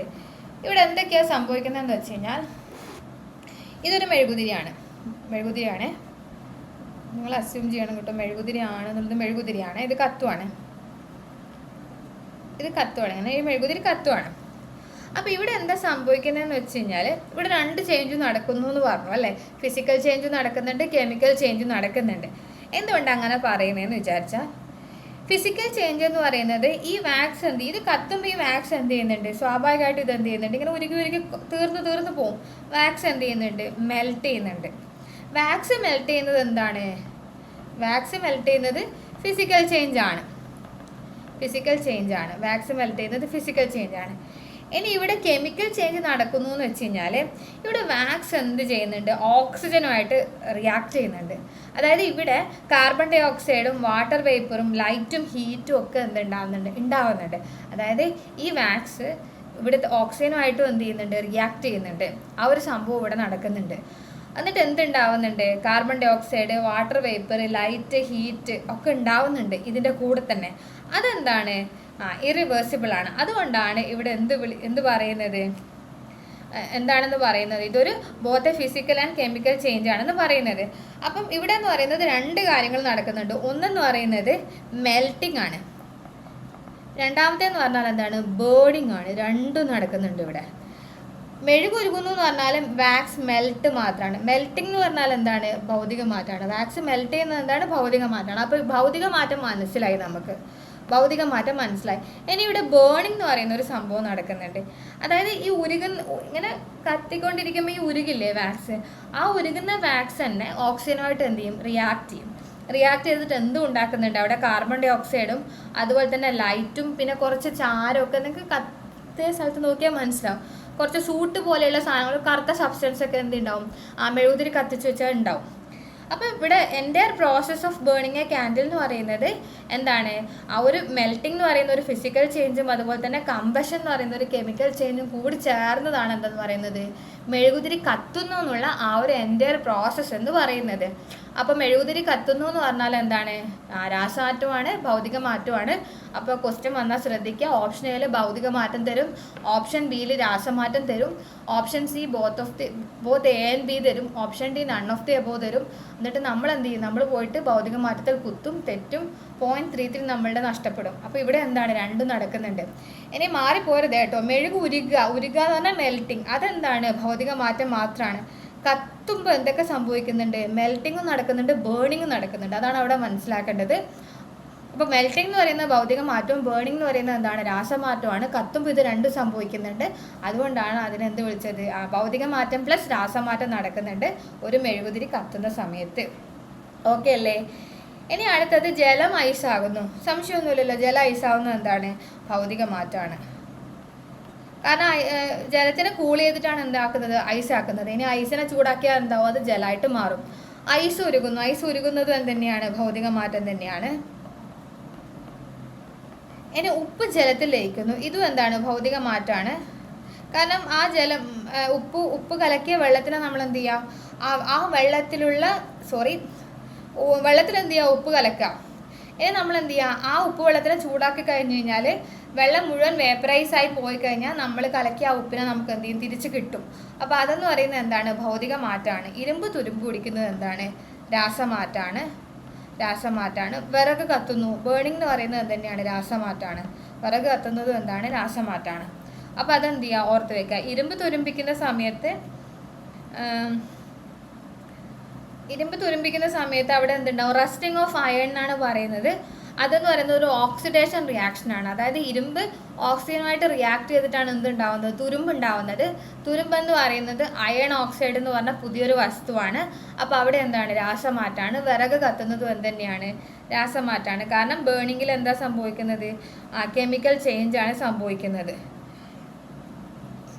വുഡ് എന്തായിട്ട് മാറും, കാർബൺ ഡൈ ഓക്സൈഡും വാട്ടർ വേപ്പറും ആഷും ഒക്കെ ആയിട്ട് മാറും. അത് പിന്നെ എന്തല്ല, റിവേഴ്സിബിൾ അല്ല. പിന്നെ ആ കത്തിയ ചാരത്തുനിന്ന് വിറക് ഉണ്ടാക്കാൻ പറ്റുമോ, ഉണ്ടാക്കാൻ പറ്റില്ല. അതുകൊണ്ട് തന്നെ വിറക് കത്തുന്നത് എന്താണ്, രാസമാറ്റാണ്. അപ്പോൾ ഈ ടേബിൾ മനസ്സിലായല്ലോ. ഇതിന് ഉത്തരം നിങ്ങളുടെ ടെക്സ്റ്റിൽ കൊടുത്തിട്ടില്ല, അതാണ് നമ്മൾ ഇത്രയും ഡീറ്റെയിൽ ആയിട്ട് പറഞ്ഞത്. പിന്നെ ഈ ടേബിൾ എന്തെങ്കിലും എടുത്തിട്ട് പരീക്ഷയ്ക്ക് ചോദിക്കാനുള്ള ചാൻസ് കൂടുതലാണ്. അപ്പോൾ പാല് തൈരാകുന്നത് രാസമാറ്റാണ്, മെഴുകുരുകുന്നത് ഭൗതിക മാറ്റാണ്, മെഴുകുതിരി കത്തുന്നത് ഭൗതിക മാറ്റം പ്ലസ് രാസമാറ്റാണ്, ജലം ഐസാകുന്നു ഭൗതിക മാറ്റം, ഐസ് ഉരുകുന്നു ഭൗതിക മാറ്റം, ഉപ്പ് ജലത്തിൽ ലയിക്കുന്നു ഭൗതിക മാറ്റം, ഇരുമ്പ് തുരുമ്പ് പിടിക്കുന്നു രാസമാറ്റം, വിറക് കത്തുന്നു രാസമാറ്റം. ഇത്രയാണ് ആ ടേബിള് കംപ്ലീറ്റ് ആയിട്ട്. ഇത് എന്ത് ചെയ്യുക, ഓർത്ത് വെക്കണം കേട്ടോ, മാറിപ്പോരുത്. ഇനി അടുത്തത്, ഖരത്തിൽ നമ്മൾ എന്ത് ചെയ്തു, ചൂടാക്കി, വെള്ളത്തിനെ ചൂടാക്കി. വെള്ളം ചൂടാക്കി എന്തായിട്ട് മാറും, ഐസ് കട്ട. ഖരം എന്ന് പറയുമ്പോൾ ഐസ് കട്ടയാണ്. ഐസ് കട്ട ചൂടാക്കി എന്തായിട്ട് മാറും, വെള്ളമായിട്ട് മാറും. വെള്ളം വീണ്ടും എന്ത് ചെയ്യും, ചൂടാക്കുമ്പോൾ എന്ത് ചെയ്യും, ഹീറ്റ് താപ ആഗിരണം ചെയ്തിട്ട് എന്തായിട്ട് മാറും, വാതകമായിട്ട് മാറും. അപ്പോൾ ദ്രാവകത്തെ ചൂടാക്കിയ ക്രമേണ അത് എന്തായിട്ട് മാറും, വാതകമായിട്ട് മാറും. ഇനി വാതകത്തെ തണുപ്പിച്ച താപം എന്ത് ചെയ്യും, പുറത്തു വിടും. അപ്പോൾ അതെന്തായിട്ട് മാറും, ദ്രാവകമായിട്ട് മാറും. ഇനി കണികകൾ തമ്മിലുള്ള അകലം കുറയുന്നു, കണികകളുടെ ഊർജം കുറയുന്നു, വാതകം ക്രമേണ ദ്രാവകമായി മാറുന്നു. അപ്പോൾ വാതകത്തിനെ നമ്മൾ എന്ത് ചെയ്തു, വാതകത്തിനെ നമ്മൾ എന്ത് ചെയ്തു, കൂൾ ചെയ്ത് എന്തായിട്ട് മാറും, ദ്രാവകമായിട്ട് മാറും. അപ്പോൾ കൂൾ ചെയ്യുന്ന സമയത്ത് കണികകൾ തമ്മിലുള്ള എന്താ സംഭവിക്കുന്നത്, അകലം എന്ത് ചെയ്യും, കുറയും, ഊർജ്ജം എന്ത് ചെയ്യും, കുറയും. അങ്ങനെയാണ് വാതകം എന്തായിട്ട് മാറുന്നത്, ദ്രാവകമായിട്ട് മാറുന്നത്. ഇനി ദ്രാവകത്തിനെ പിന്നെയും തണുപ്പിച്ച് അതെന്തായിട്ടാണ് മാറുക, അത് ഐസായിട്ടല്ലേ മാറുക, ഖരായിട്ടല്ലേ മാറുക. ഓക്കെ ആണല്ലോ. അപ്പോൾ ദ്രാവകത്തിനെ പിന്നെയും നമ്മൾ തണുപ്പിച്ച് കഴിഞ്ഞാൽ, തണുപ്പിക്കുക എന്ന് പറഞ്ഞാൽ കൂൾ ചെയ്യുക, അതാണ് താപം പുറത്തു വിടുന്നു. അപ്പോൾ അതെന്തായിട്ട് മാറും, ഖരായിട്ട് മാറും. ഖരാവസ്ഥയിൽ എന്ന് പറയുന്നത് കണികകൾ തമ്മിലുള്ള അകലം എന്താണ്, തീരെ കുറവാണ്. കണികകളുടെ ഊർജ്ജം എന്താണ്, വളരെ കുറവാണ്. നല്ല ഷേപ്പൊക്കെ ഉള്ള ഖരാവസ്ഥയിലുള്ള ഐസായിട്ട് മാറും വെള്ളത്തിൽ എന്ത് ചെയ്യുക, തണുപ്പിച്ച് കഴിഞ്ഞാൽ. ഓക്കെ, അപ്പോൾ അതത്രയും എന്ത് ചെയ്യുക, അവിടെ ഓർത്ത് വെക്കുക. ഇനി കർപ്പൂര, നാഫ്തലിൻ നമ്മൾ പറഞ്ഞതാണ്. നാഫ്തലിൻ എന്ന് പറഞ്ഞാൽ പാറ്റ ഗുളിക. ഈ ഖരവസ്തുക്കളൊക്കെ എന്താവും, ചൂടാക്കുമ്പോൾ നേരിട്ട് വാതകമായിട്ട് മാറും. ഇതിനെയാണ് നമ്മൾ എന്ത് വിളിക്കുന്നത്, ഉത്പതനം അഥവാ സബ്ലിമേഷൻ എന്ന് വിളിക്കുന്നത്. അപ്പോൾ ഉത്പതനം അഥവാ സബ്ലിമേഷൻ കാണിക്കുന്ന വസ്തുക്കൾക്കുള്ള ഉദാഹരണമാണ് എന്തെന്ന് പറയുന്നത്, കർപ്പൂരം, പിന്നെ നാഫ്തലിൻ, പാറ്റ ഗുളിക എന്ന് പറയുന്ന സാധനം. ഇതൊക്കെ എന്താണ്, ഖരാവസ്ഥയിൽ നിന്ന് നേരിട്ട് വാതകാവസ്ഥയിലേക്ക് മാറുന്നതാണ്. ഇത് ഇമ്പോർട്ടൻ്റ് ആണ്, ചോദിക്കാൻ ചാൻസ് ഉണ്ട്.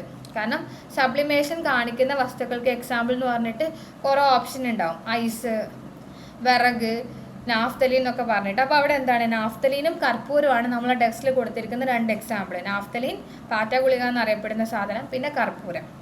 ഇവിടെ എന്താ സംഭവിക്കുന്നത്, ഉത്പതനാണ് നടക്കുന്നത്, സബ്ലിമേഷൻ. ഖരം നേരിട്ട് എന്തായിട്ട് മാറും, വാതകമായിട്ട് മാറും. ഇനി നേരത്തെ പറഞ്ഞ സെയിം കാര്യം തന്നെയാണ്. ഖരാവസ്ഥയിലുള്ള ഒരു വസ്തു താപം ആഗിരണം ചെയ്തിട്ട്, ദ്രാവക അവസ്ഥയിൽ എന്താണ്, ഊർജം കൂടുതലാണ് അല്ലേ. അപ്പോൾ ഖരാവസ്ഥയിലുള്ള വസ്തു താപോർജ്ജം ആഗിരണം ചെയ്തിട്ട് എന്താവും, ദ്രാവകാവസ്ഥയിലുള്ള ഒരു വസ്തുവാകും. ദ്രാവകാവസ്ഥയിലുള്ള വസ്തു വീണ്ടും താപം ആഗിരണം ചെയ്തിട്ട് എന്താവും, വാതകാവസ്ഥയിലേക്ക് എത്തും. ഇനി വാതകാവസ്ഥയിൽ നിന്ന് താപം പുറത്ത് വിട്ട് കഴിഞ്ഞാൽ അത് ഏതവസ്ഥയിലേക്കാണ് വരിക, ദ്രാവകാവസ്ഥയിലേക്ക് വരും. ദ്രാവകാവസ്ഥയിൽ നിന്ന് വീണ്ടും കൂളായി കഴിഞ്ഞ് കഴിഞ്ഞാൽ താപം പുറത്ത് വിട്ടിട്ട് അത് എന്താവും, ഖരാവസ്ഥയിലേക്ക് മാറും. ഓക്കെ, ഇനി രാസമാറ്റവും ഊർജ്ജമാറ്റവും. ഒരു രാസപ്രവർത്തനം നടക്കുന്ന സമയത്ത് ഒന്നുകിൽ താപം ആഗിരണം ചെയ്യാം, അല്ലെങ്കിൽ താപം പുറത്ത് വിടാം, അല്ലെങ്കിൽ ഒരു രാസപ്രവർത്തനത്തിൽ പ്രകാശം ഉണ്ടാവാം, അല്ലെങ്കിൽ എന്തുണ്ടാവും, വൈദ്യുതി ഉണ്ടാകാം. ഇങ്ങനെ ഇതിനനുസരിച്ചിട്ട് രാസമാറ്റത്തിനെ നമ്മൾ കുറേ ടൈപ്പായിട്ട് എന്ത് ചെയ്തിട്ടുണ്ട്, ക്ലാസിഫൈ ചെയ്തിട്ടുണ്ട്. അപ്പോൾ രാസമാറ്റം പലതരത്തിലാണ്. ഭൗതിക മാറ്റം നമ്മൾ പഠിച്ചു. ഇനി രാസമാറ്റം ഊർജ്ജമാറ്റവും നമുക്ക് നോക്കാനുണ്ട്. ഒരു രാസപ്രവർത്തനത്തിൽ താപം ആഗിരണം ചെയ്യാം, താപം പുറത്തുവിടാം, പ്രകാശമുണ്ടാകാം, വൈദ്യുതി ഉണ്ടാകാം, ഇതൊക്കെ സംഭവിക്കാം. പിന്നെ ഒരു രാസപ്രവർത്തനം എന്ന് പറയുമ്പോൾ രാസപ്രവർത്തനത്തിൽ പങ്കെടുക്കുന്ന കുറച്ച് പദാർത്ഥങ്ങൾ ഉണ്ടാവും അല്ലേ, അവരെയാണ് നമ്മൾ എന്ത് വിളിക്കുന്നത്? അഭികാരങ്ങൾ എന്ന് വിളിക്കുന്നത്. രാസപ്രവർത്തനത്തിൽ പങ്കെടുക്കുന്ന പദാർത്ഥങ്ങളെയാണ് നമ്മൾ എന്ത് വിളിക്കുന്നത്? അഭികാരങ്ങൾ എന്ന് വിളിക്കുന്നത്. ഇനി പുതിയതായിട്ട് ഉണ്ടാകുന്ന പദാർത്ഥങ്ങളാണ് നമ്മൾ എന്ത് വിളിക്കുന്നത്? ഉൽപ്പന്നങ്ങൾ എന്ന് വിളിക്കുന്നത്. അപ്പോൾ രാസപ്രവർത്തനത്തിൽ പങ്കെടുക്കുന്ന പദാർത്ഥങ്ങൾ എന്താ വിളിക്കുക? അഭികാരങ്ങൾ, റിയാക്ടൻസ്. പുതിയതായിട്ട് ഉണ്ടാകുന്ന പദാർത്ഥങ്ങളെ നമ്മൾ എന്താ വിളിക്കുക? ഉൽപ്പന്നങ്ങൾ, പ്രോഡക്ട്സ്. ഇങ്ങനെയാണ് 2 ക്ലാസിഫിക്കേഷൻ എന്ന് പറയുന്നത്. അപ്പോൾ രാസപ്രവർത്തനത്തിൽ പങ്കെടുക്കുന്ന പദാർത്ഥങ്ങൾ അഭികാരങ്ങളാണ്. രാസപ്രവർത്തനത്തിൻ്റെ ഫലമായിട്ട് ഉണ്ടാകുന്ന ഉൽപ്പന്നങ്ങൾ എന്താണ്? ഉൽപ്പന്നങ്ങൾ അഥവാ പ്രോഡക്ട്സ് ആണ്. ഇനി താപരാസപ്രവർത്തനങ്ങൾ, അതാണ് നമ്മൾ ആദ്യം പഠിക്കുന്നത്. തെർമോ കെമിക്കൽ റിയാക്ഷൻസ്, താപരാസപ്രവർത്തനങ്ങൾ അഥവാ തെർമോ കെമിക്കൽ റിയാക്ഷൻ. ഈ തെർമോ കെമിക്കൽ റിയാക്ഷൻസ് 2 തരമാണുള്ളത്. താപമോചക പ്രവർത്തനം, അതിനാണ് നമ്മൾ എക്സോതെർമിക് എന്ന് വിളിക്കുന്നത്. പിന്നെ അതുപോലെ തന്നെ എൻഡോതെർമിക്കും ഉണ്ട്. അപ്പോൾ ആദ്യം നമുക്ക് പഠിക്കേണ്ടത് താപമോചക പ്രവർത്തനമാണ്. ആദ്യം പഠിക്കേണ്ടത് ഏതാണ്? താപമോചക പ്രവർത്തനം. അപ്പോൾ എക്സോതെർമിക് റിയാക്ഷൻ എന്താണെന്ന് നോക്കാം.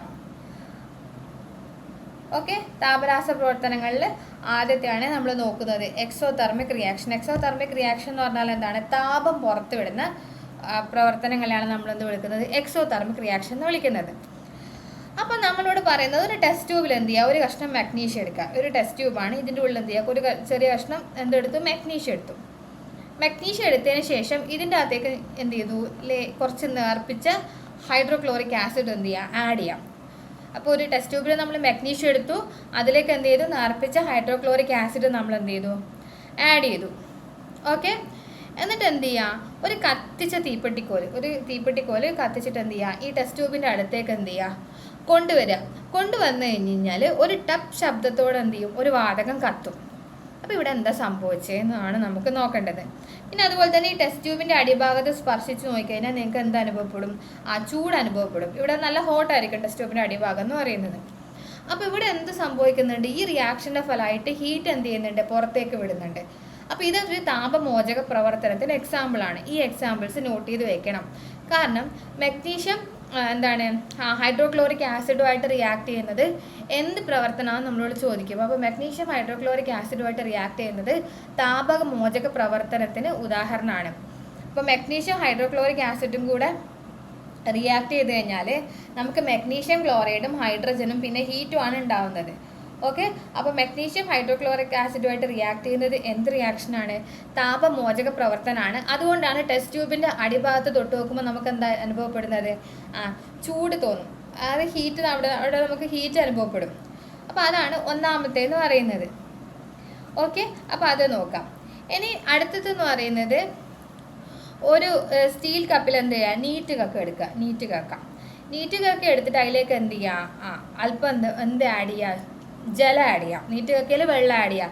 നീറ്റ് കക്കയിൽ വെള്ളം ആഡ് ചെയ്യുന്ന സമയത്ത് അവിടെ എന്താ ഉണ്ടാവുന്നത്? ചുണ്ണാമ്പാണ് ഉണ്ടാവുന്നത്. ഇതെന്ന് പറയുന്നത് ഹൈലി എക്സോതെർമിക് ആയിട്ടുള്ള റിയാക്ഷനാണ്. എന്തെന്ന് പറയുന്നത്? നീറ്റ് കക്കയിൽ വെള്ളം ആഡ് ചെയ്യുന്ന റിയാക്ഷൻ എന്ന് പറയുന്നത്.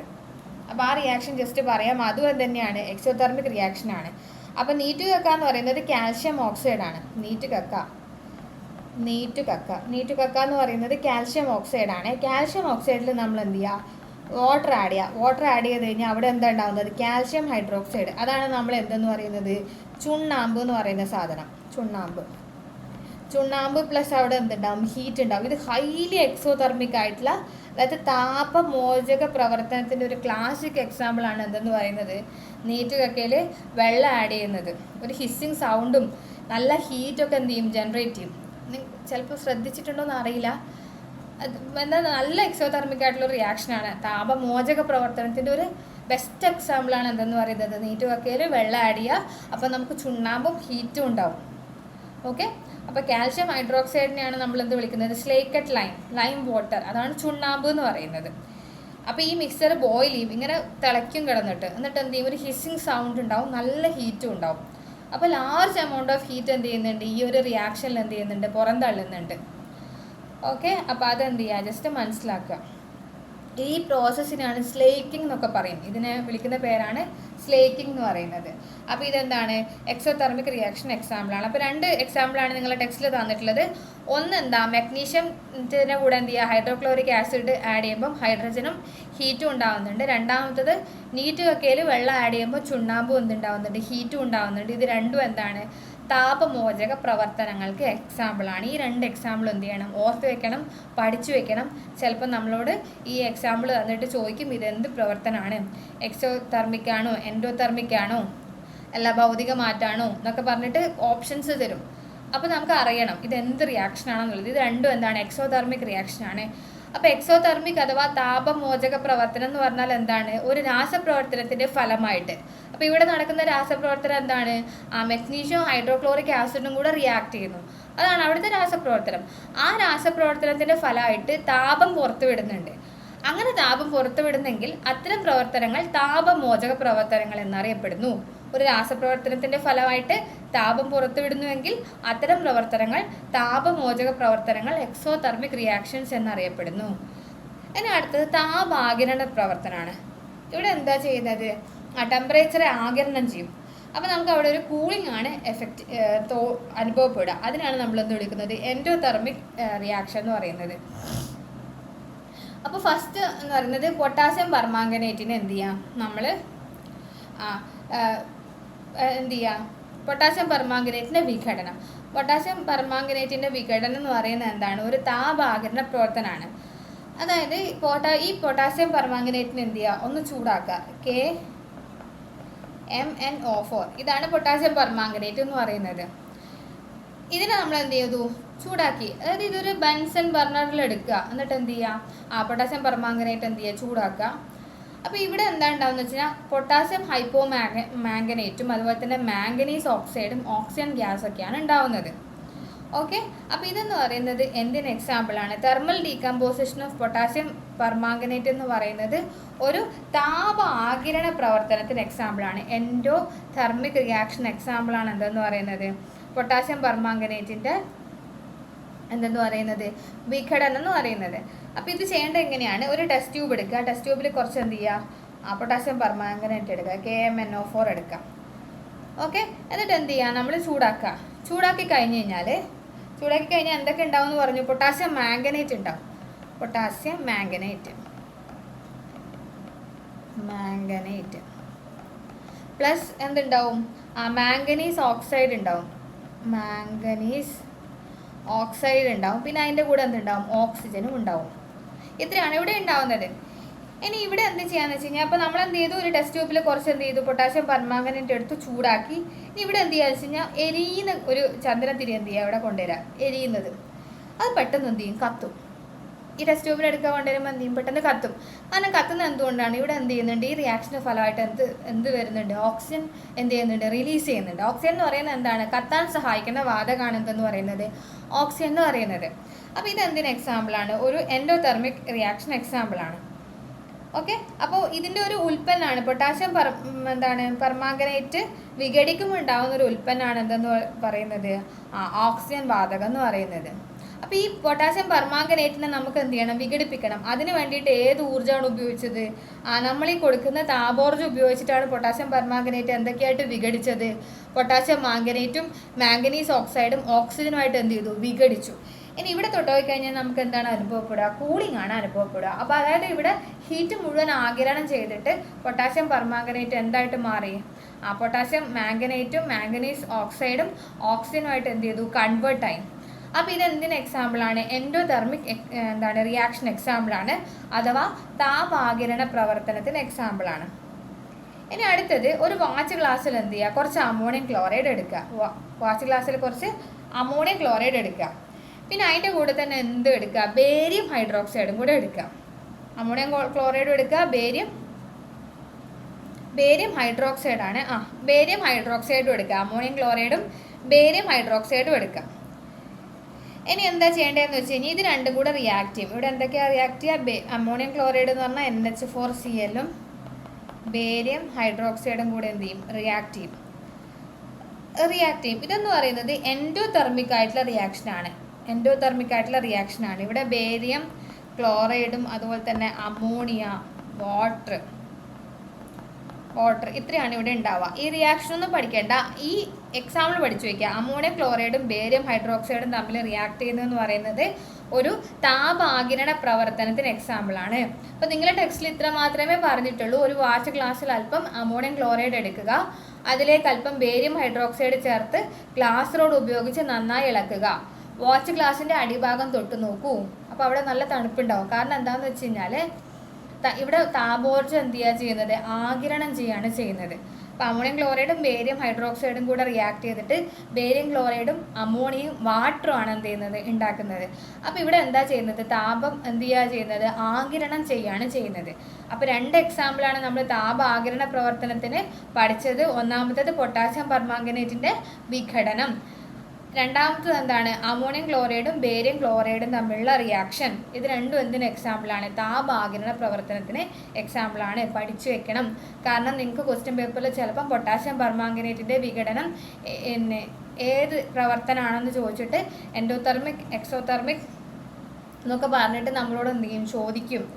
അപ്പോൾ എന്ത് ചെയ്യുക, ഈ എക്സാമ്പിൾ കറക്റ്റായിട്ട് എന്ത് ചെയ്യുക, പഠിച്ചു വെക്കുക. SCRT തന്നതുകൊണ്ട് തന്നെ വളരെ ഇമ്പോർട്ടൻ്റ് ആണ്. അപ്പോൾ രാസപ്രവർത്തനത്തിൽ താപോർജ്ജം ആഗിരണം ചെയ്യപ്പെടുന്നുവെങ്കിൽ അത്തരം പ്രവർത്തനങ്ങൾ താപാകിരണ പ്രവർത്തനങ്ങൾ, എൻഡോതെർമിക് റിയാക്ഷൻ എന്നറിയപ്പെടുന്നു. ഇനി ഈ പറഞ്ഞ നമുക്ക് എക്സാമ്പിളായിട്ട് തന്ന ഇത് രണ്ടും എന്ത് ചെയ്തിട്ടുണ്ട്, ടെക്സ്റ്റ് ബുക്ക് തന്നെ ഒരു ടേബിളായിട്ട് അവർ കൊടുത്തിട്ടുണ്ട്. താപമോചക പ്രവർത്തനങ്ങൾ, താപാകിരണ പ്രവർത്തനങ്ങൾ. താപമോചക പ്രവർത്തനങ്ങൾക്ക് എക്സാമ്പിളാണ് പൊട്ടാസ്യം പെർമാംഗനേറ്റും ഗ്ലിസറിനും തമ്മിലുള്ള പ്രവർത്തനം. അത് നമ്മൾ പറഞ്ഞിട്ടില്ല അല്ലേ, പൊട്ടാസ്യം പെർമാംഗനേറ്റും ഗ്ലിസറിനും തമ്മിലുള്ള പ്രവർത്തനം നമ്മൾ പറഞ്ഞിട്ടില്ലല്ലോ. പൊട്ടാസ്യം പെർമാംഗനേറ്റും ഗ്ലിസറിനും, അതായത് ഇതെന്ന് പറയുന്നത് highly exothermic oxidation and reduction reaction ആണ്. അതായത് പൊട്ടാസ്യം പെർമാംഗനേറ്റും ഗ്ലിസറിനുമായിട്ട് എന്ത് ചെയ്യും, റിയാക്ട് ചെയ്യും. ആദ്യം പൊട്ടാസ്യം പെർമാംഗനേറ്റ് വാട്ടറിൽ ഒരു വയലറ്റ് കളറാണ് ഉണ്ടാക്കുക. പൊട്ടാസ്യം പെർമാംഗനേറ്റ് എന്ന് പറയുന്നത് ഒരു വാട്ടറിൽ ഡീപ്പ് വയലറ്റ് അല്ലെങ്കിൽ പർപ്പിൾ കളർ ഉണ്ടാക്കുന്ന ഒരു സബ്സ്റ്റൻസ് ആണ് എന്തെന്ന് പറയുന്നത്, പൊട്ടാസ്യം പെർമാംഗനേറ്റ് എന്ന് പറയുന്നത്. ഇനി ഈ പൊട്ടാസ്യം പെർമാംഗനേറ്റിലേക്ക് നമ്മൾ എന്ത് ആഡ് ചെയ്യും, ഗ്ലിസറിൻ ആഡ് ചെയ്യും. ഗ്ലിസറിൻ ആഡ് ചെയ്ത് കഴിഞ്ഞാൽ ഗ്ലിസറിൻ എന്ന് പറയുന്നത് എന്താണ്, ഒരു റെഡ്യൂസിങ് ഏജൻ്റ് ആണ്. ഓക്കെ, അപ്പോൾ പൊട്ടാസ്യം പെർമാംഗനേറ്റ് KMnO4 ഇതെന്ന് പറയുന്നത് എന്താണ്, നമ്മൾ വെള്ളത്തിലിട്ട് കഴിഞ്ഞ് കഴിഞ്ഞാൽ എന്താണ്, ഒരു പർപ്പിൾ സൊല്യൂഷൻ ഉണ്ടാക്കുന്ന ഒരു സബ്സ്റ്റൻസ് ആണ് പൊട്ടാസ്യം പെർമാംഗനേറ്റ്. ഈ പൊട്ടാസ്യം പെർമാംഗനേറ്റിലേക്ക് നമ്മൾ എന്താ ആഡ് ചെയ്യുന്നത്, ഗ്ലിസറിൻ ആണ് ആഡ് ചെയ്യുന്നത്. ഗ്ലിസറിൻ എന്ന് പറഞ്ഞാൽ എന്താണ്, റെഡ്യൂസിങ് ഏജൻ്റ് ആണ്. ഇതൊക്കെ കുറച്ചും കൂടെ വലിയ ചാപ്റ്റേഴ്സിലേക്ക് എത്തുമ്പോൾ നമുക്ക് ശരിക്കും മനസ്സിലാവും കേട്ടോ. റെഡ്യൂസിങ് ഏജൻ്റ് ആണ്. റെഡ്യൂസിങ് ഏജൻ്റായ ഗ്ലിസറിൻ എന്ത് ചെയ്യും, ഗ്ലിസറിൻ എന്താ ചെയ്യുന്നത്, ഈ പൊട്ടാസ്യം പെർമാംഗനേറ്റിന് എന്ത് ചെയ്യാൻ വേണ്ടി തുടങ്ങും, വിഘടിപ്പിക്കാൻ വേണ്ടി തുടങ്ങും. വിഘടിപ്പിക്കാൻ പൊട്ടാസ്യം പെർമാംഗനേറ്റിന് എന്താക്കും, വിഘടിപ്പിക്കാൻ വേണ്ടി തുടങ്ങും. അപ്പോൾ ആ സൊല്യൂഷൻ എന്താകാൻ തുടങ്ങും, purple to brown and purple to എന്താകാൻ തുടങ്ങും, ബ്രൗൺ ആവാൻ വേണ്ടി തുടങ്ങും. അപ്പോൾ അതാണ് ഇതെന്ന് പറയുന്നത്, പൊട്ടാസ്യം പെർമാംഗനേറ്റും ഗ്ലിസറിനുമായിട്ടുള്ള പ്രവർത്തനം എന്ന് പറയുന്നത് താപമോചക പ്രവർത്തനത്തിന് എക്സാമ്പിളാണ്. കാരണം എന്താണെന്ന് വെച്ച് കഴിഞ്ഞാൽ ഇവിടെ എന്താ സംഭവിക്കുന്നത്, എക്സോതെർമിക് ഓക്സിഡേഷൻ റിഡക്ഷൻ റിയാക്ഷൻ ആണ്. ഇത് എക്സോതെർമിക് ആണ്, എക്സോതെർമിക്. ഇനി മഗ്നീഷ്യം ഹൈഡ്രോക്ലോറിക് ആസിഡും തമ്മിലുള്ള പ്രവർത്തനം. ഇനി താപാകിരണ പ്രവർത്തനം എന്ന് പറയുന്നത് പൊട്ടാസ്യം പെർമാംഗനേറ്റിന്റെ വിഘടനം. ഇവിടെ എന്ന് പറയുന്നത് ഹീറ്റ് നമ്മൾ കൊടുത്തിട്ടാണ് എന്ത് ചെയ്യുന്നത്, പൊട്ടാസ്യം പെർമാംഗനേറ്റിനെ നമ്മൾ എന്ത് ചെയ്യുന്നത്, വിഘടിപ്പിക്കുന്നത്. ഓക്കെ, ഇവിടെ അങ്ങനെയല്ല. ഇവിടെ പൊട്ടാസ്യം പെർമാംഗനേറ്റ് ഗ്ലിസറിനുമായിട്ടുള്ള പ്രവർത്തനമാണ് ഇവിടെ നടക്കുന്നത്. അവിടെ എന്ന് പറയുന്നത് എന്താണ്, ഗ്ലിസറിൻ റെഡ്യൂസിങ് ഏജന്റ് ആയിട്ടാണ് എന്ത് ചെയ്യുന്നത്, ആക്ട് ചെയ്യുന്നത്. പൊട്ടാസ്യം പെർമാംഗനേറ്റും ഗ്ലിസറിനും തമ്മിലുള്ള പ്രവർത്തനം എന്ന് പറയുന്നത് എന്താണ്, എക്സോതെർമിക് റിയാക്ഷൻ ആണ്. പൊട്ടാസ്യം പെർമാംഗനേറ്റിന്റെ വിഘടനം മാത്രം തന്നു കഴിഞ്ഞാൽ അതെന്താണ്, താപാകിരണ പ്രവർത്തനമാണ്. ഇനി അടുത്തത് മഗ്നീഷ്യം ഹൈഡ്രോക്ലോറിക് ആസിഡും തമ്മിലുള്ള പ്രവർത്തനം. അത് നമ്മൾ കണ്ടു, അവിടെ ഹൈഡ്രജൻ ഗ്യാസ് ഉണ്ടാവുന്നതൊക്കെ കണ്ടതാണ് നമ്മൾ. അത് താപമോചക പ്രവർത്തനമാണ്. അമോണിയം ഹൈഡ്രോക്സൈഡും അമോണിയം ക്ലോറൈഡും ബേരിയം ഹൈഡ്രോക്സൈഡും തമ്മിലുള്ള പ്രവർത്തനം എന്ന് പറയുന്നത് എന്താണ്, താപാകിരണ പ്രവർത്തനമാണ്. നമ്മളോട് പറഞ്ഞു, തൊട്ട് നോക്കിയാൽ നമുക്ക് എന്ത് അനുഭവപ്പെടും, അവിടെ ഒരു കൂളിംഗ് അനുഭവപ്പെടും. ആ റിയാക്ഷനാണ് നമ്മളിവിടെ എഴുതിയിട്ടുള്ളത്. ഈ റിയാക്ഷൻ ഒന്നും പഠിച്ചു വെക്കേണ്ട കേട്ടോ, ഈ എക്സാമ്പിൾ മാത്രം നിങ്ങൾ എന്ത് ചെയ്താൽ മതി, പഠിച്ചു വെച്ചാൽ മതി. അപ്പം രാസപ്രവർത്തനത്തിൽ താപോർജ്ജം ആഗിരണം ചെയ്യപ്പെടുന്നുവെങ്കിൽ അതിനെ താപാകിരണ പ്രവർത്തനം എന്ന് പറയും. താപം പുറത്തേക്ക് വിടുവാണെങ്കിൽ അതിനെന്ത് വിളിക്കും, എക്സോതെർമിക് റിയാക്ഷൻ എന്ന് വിളിക്കും. താപമോചക പ്രവർത്തനം. അതായത് താപം പുറത്തേക്ക് വിടുക. അപ്പോൾ താപത്തിന് എന്താ ചെയ്യുന്നത്? മോചിപ്പിക്കുക എന്നുള്ളത് ഓർത്ത് വെച്ചാൽ മതി. താപം പുറത്തേക്ക് വിടുക. അതാണ് എക്സോതെർമിക്. എൻഡോതെർമിക് എന്ന് പറഞ്ഞാൽ എന്താണ്? താപ ആഗിരണം ചെയ്യുക, താപ ആഗിരണ പ്രവർത്തനങ്ങൾ. അതായത് അവിടെ ഒരു കൂളിംഗ് ആണ്. അതായത് രാസപ്രവർത്തനം നടന്ന ടെസ്റ്റ് ട്യൂബൊക്കെ തൊട്ട് നോക്കിക്കഴിഞ്ഞാൽ അവിടെ എന്താ നമുക്ക് തോന്നുന്നത്? ഒരു കൂളിംഗ് ആണ് ഫീൽ ചെയ്യുന്നത്. ഇത്രയാണ് താപമോചക പ്രവർത്തനങ്ങളും താപാഗിരണ പ്രവർത്തനങ്ങളും. മനസ്സിലായല്ലോ? ഇനി അടുത്തത് താപോർജ്ജം പുറത്തുവിടുകയോ ആഗിരണം ചെയ്യുന്നതോ ആയ രാസപ്രവർത്തനങ്ങൾ. പൊതുവായിട്ട് ഇവനെ എന്താ വിളിക്കുന്നത്? തെർമോ കെമിക്കൽ റിയാക്ഷൻ എന്നാണ് വിളിക്കുന്നത്. അതായത് എൻഡോതെർമിക് ആയാലും എക്സോതെർമിക് ആയാലും ഇതിനെ കോമൺ ആയിട്ട് വിളിക്കുന്ന പേരാണ് തെർമോ കെമിക്കൽ റിയാക്ഷൻ എന്ന് പറയുന്നത്. ഇനി അടുത്തത് പ്രകാശ രാസപ്രവർത്തനങ്ങളാണ്. അതിനെയാണ് ഫോട്ടോ കെമിക്കൽ റിയാക്ഷൻസ് എന്ന് വിളിക്കുന്നത്. അതായത് പ്രകാശം ആഗിരണം ചെയ്യുമ്പോൾ, പ്രകാശം പുറത്തു വിടുമ്പോൾ എന്തൊക്കെയാണെന്നുള്ളതാണ് ഇവിടെ നമ്മൾ നോക്കുന്നത്. അതാണ് ഫോട്ടോ കെമിക്കൽ റിയാക്ഷൻസ് ആണ് അടുത്ത നമുക്ക് പഠിക്കാനുള്ളത്. അപ്പോൾ നമ്മൾ എന്ത് ചെയ്യുക? കുറച്ച് സിൽവർ നൈട്രേറ്റ് എടുക്കാം. സിൽവർ നൈട്രേറ്റ് ലായനി എടുത്തിട്ട് കുറച്ച് എന്ത് ആഡ് ചെയ്യുന്നത്? അത് സോഡിയം ക്ലോറൈഡ് ലായനി ചേർക്കുക. Silver nitrate AgNO3. ഇത് പഠിച്ചു വെക്കേണ്ട കേട്ടോ എങ്ങനെയൊന്നും. AgNO3യിലേക്ക് എന്ത് ആഡ് ചെയ്യുക? ആ കുറച്ച് സോഡിയം ക്ലോറൈഡ് ലായനി ആഡ് ചെയ്യാം. അപ്പോൾ ഇവിടെ AgCl3 എന്ന് പറഞ്ഞിട്ടുണ്ടാവും. അതായത് സിൽവർ ക്ലോറൈഡ് ഉണ്ടാവും. സിൽവർ ക്ലോറൈഡ് ഉണ്ടായി. എന്നിട്ട് ഈ സിൽവർ ക്ലോറൈഡിന് എന്ത് ചെയ്യാന്ന് വെച്ച് കഴിഞ്ഞാൽ 2 കഷ്ണം പഞ്ഞിയിൽ മുക്കിയിട്ട് എന്ത് ചെയ്യുക? ഒന്ന് കറുത്ത കടലാസിൽ പൊതിഞ്ഞിട്ടും മറ്റേത് എന്ത് ചെയ്യുക? തുറന്നിട്ടും വെക്കാം. അപ്പോൾ എന്തുണ്ടായി? സിൽവർ ക്ലോറൈഡ് ഉണ്ടായിക്കഴിഞ്ഞാൽ അതിനെന്ത് ചെയ്യുക? ഒന്നിനെന്ത് ചെയ്യുക? പഞ്ഞിയിൽ മുക്കിയിട്ട് കറുത്ത കടലാസിൽ പൊതിഞ്ഞിട്ട് എന്ത് ചെയ്യുക? വയ്ക്കുക. മറ്റേതിന് എന്ത് ചെയ്യുക? വെറുതെ തുറന്ന് വയ്ക്കാം. എന്നിട്ട് എന്ത് ചെയ്യുക? കുറച്ച് കഴിഞ്ഞിട്ട് നമ്മൾ നിരീക്ഷണം രേഖപ്പെടുത്തുക. ഇവിടെ എന്ന് പറയുന്നത് സിൽവർ ക്ലോറൈഡ് ഉണ്ടായല്ലോ.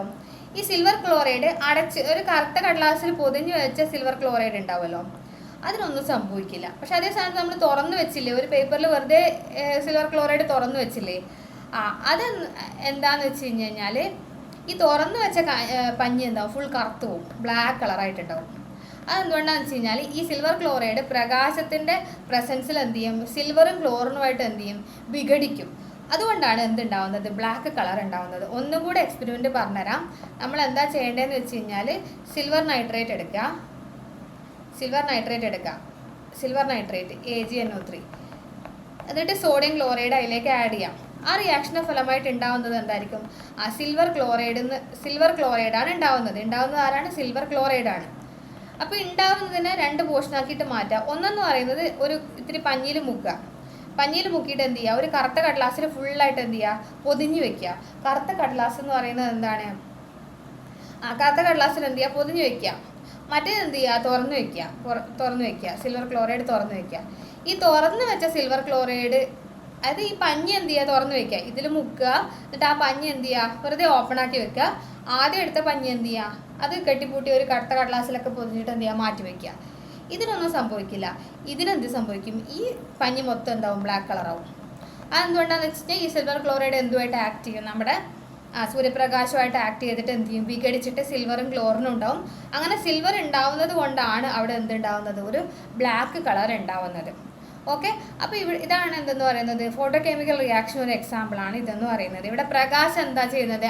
ആഗിരണം ചെയ്യുകയാണ് ചെയ്യുന്നത്. ഇനി അടുത്തത് പ്രകാശ സംശ്ലേഷണം. നമുക്ക് എല്ലാവർക്കും അറിയാമല്ലേ, പ്രകാശ സംശ്ലേഷണം എന്തിന് എക്സാമ്പിളാണ്? അവിടെ സണ്ണിൽ നിന്നുള്ള ഹീറ്റ് എനർജി അബ്സോർബ് ചെയ്തിട്ടാണ് എന്തുണ്ടാക്കുന്നത്? സസ്യങ്ങൾ എന്തുണ്ടാക്കുന്നത്? ഭക്ഷണം പാകം ചെയ്യുന്നത് അല്ലേ. അപ്പോൾ പ്രകാശ സംശ്ലേഷണം എന്ന് പറയുന്നത് എന്താണ്? ഒരു താപ ആഗിരണ പ്രവർത്തനത്തിന് എക്സാമ്പിളാണ്. ഫോട്ടോസിന്തസിസ് എന്ന് പറയുന്നത് എന്താണ്? താപ ആഗിരണ പ്രവർത്തനമാണ്.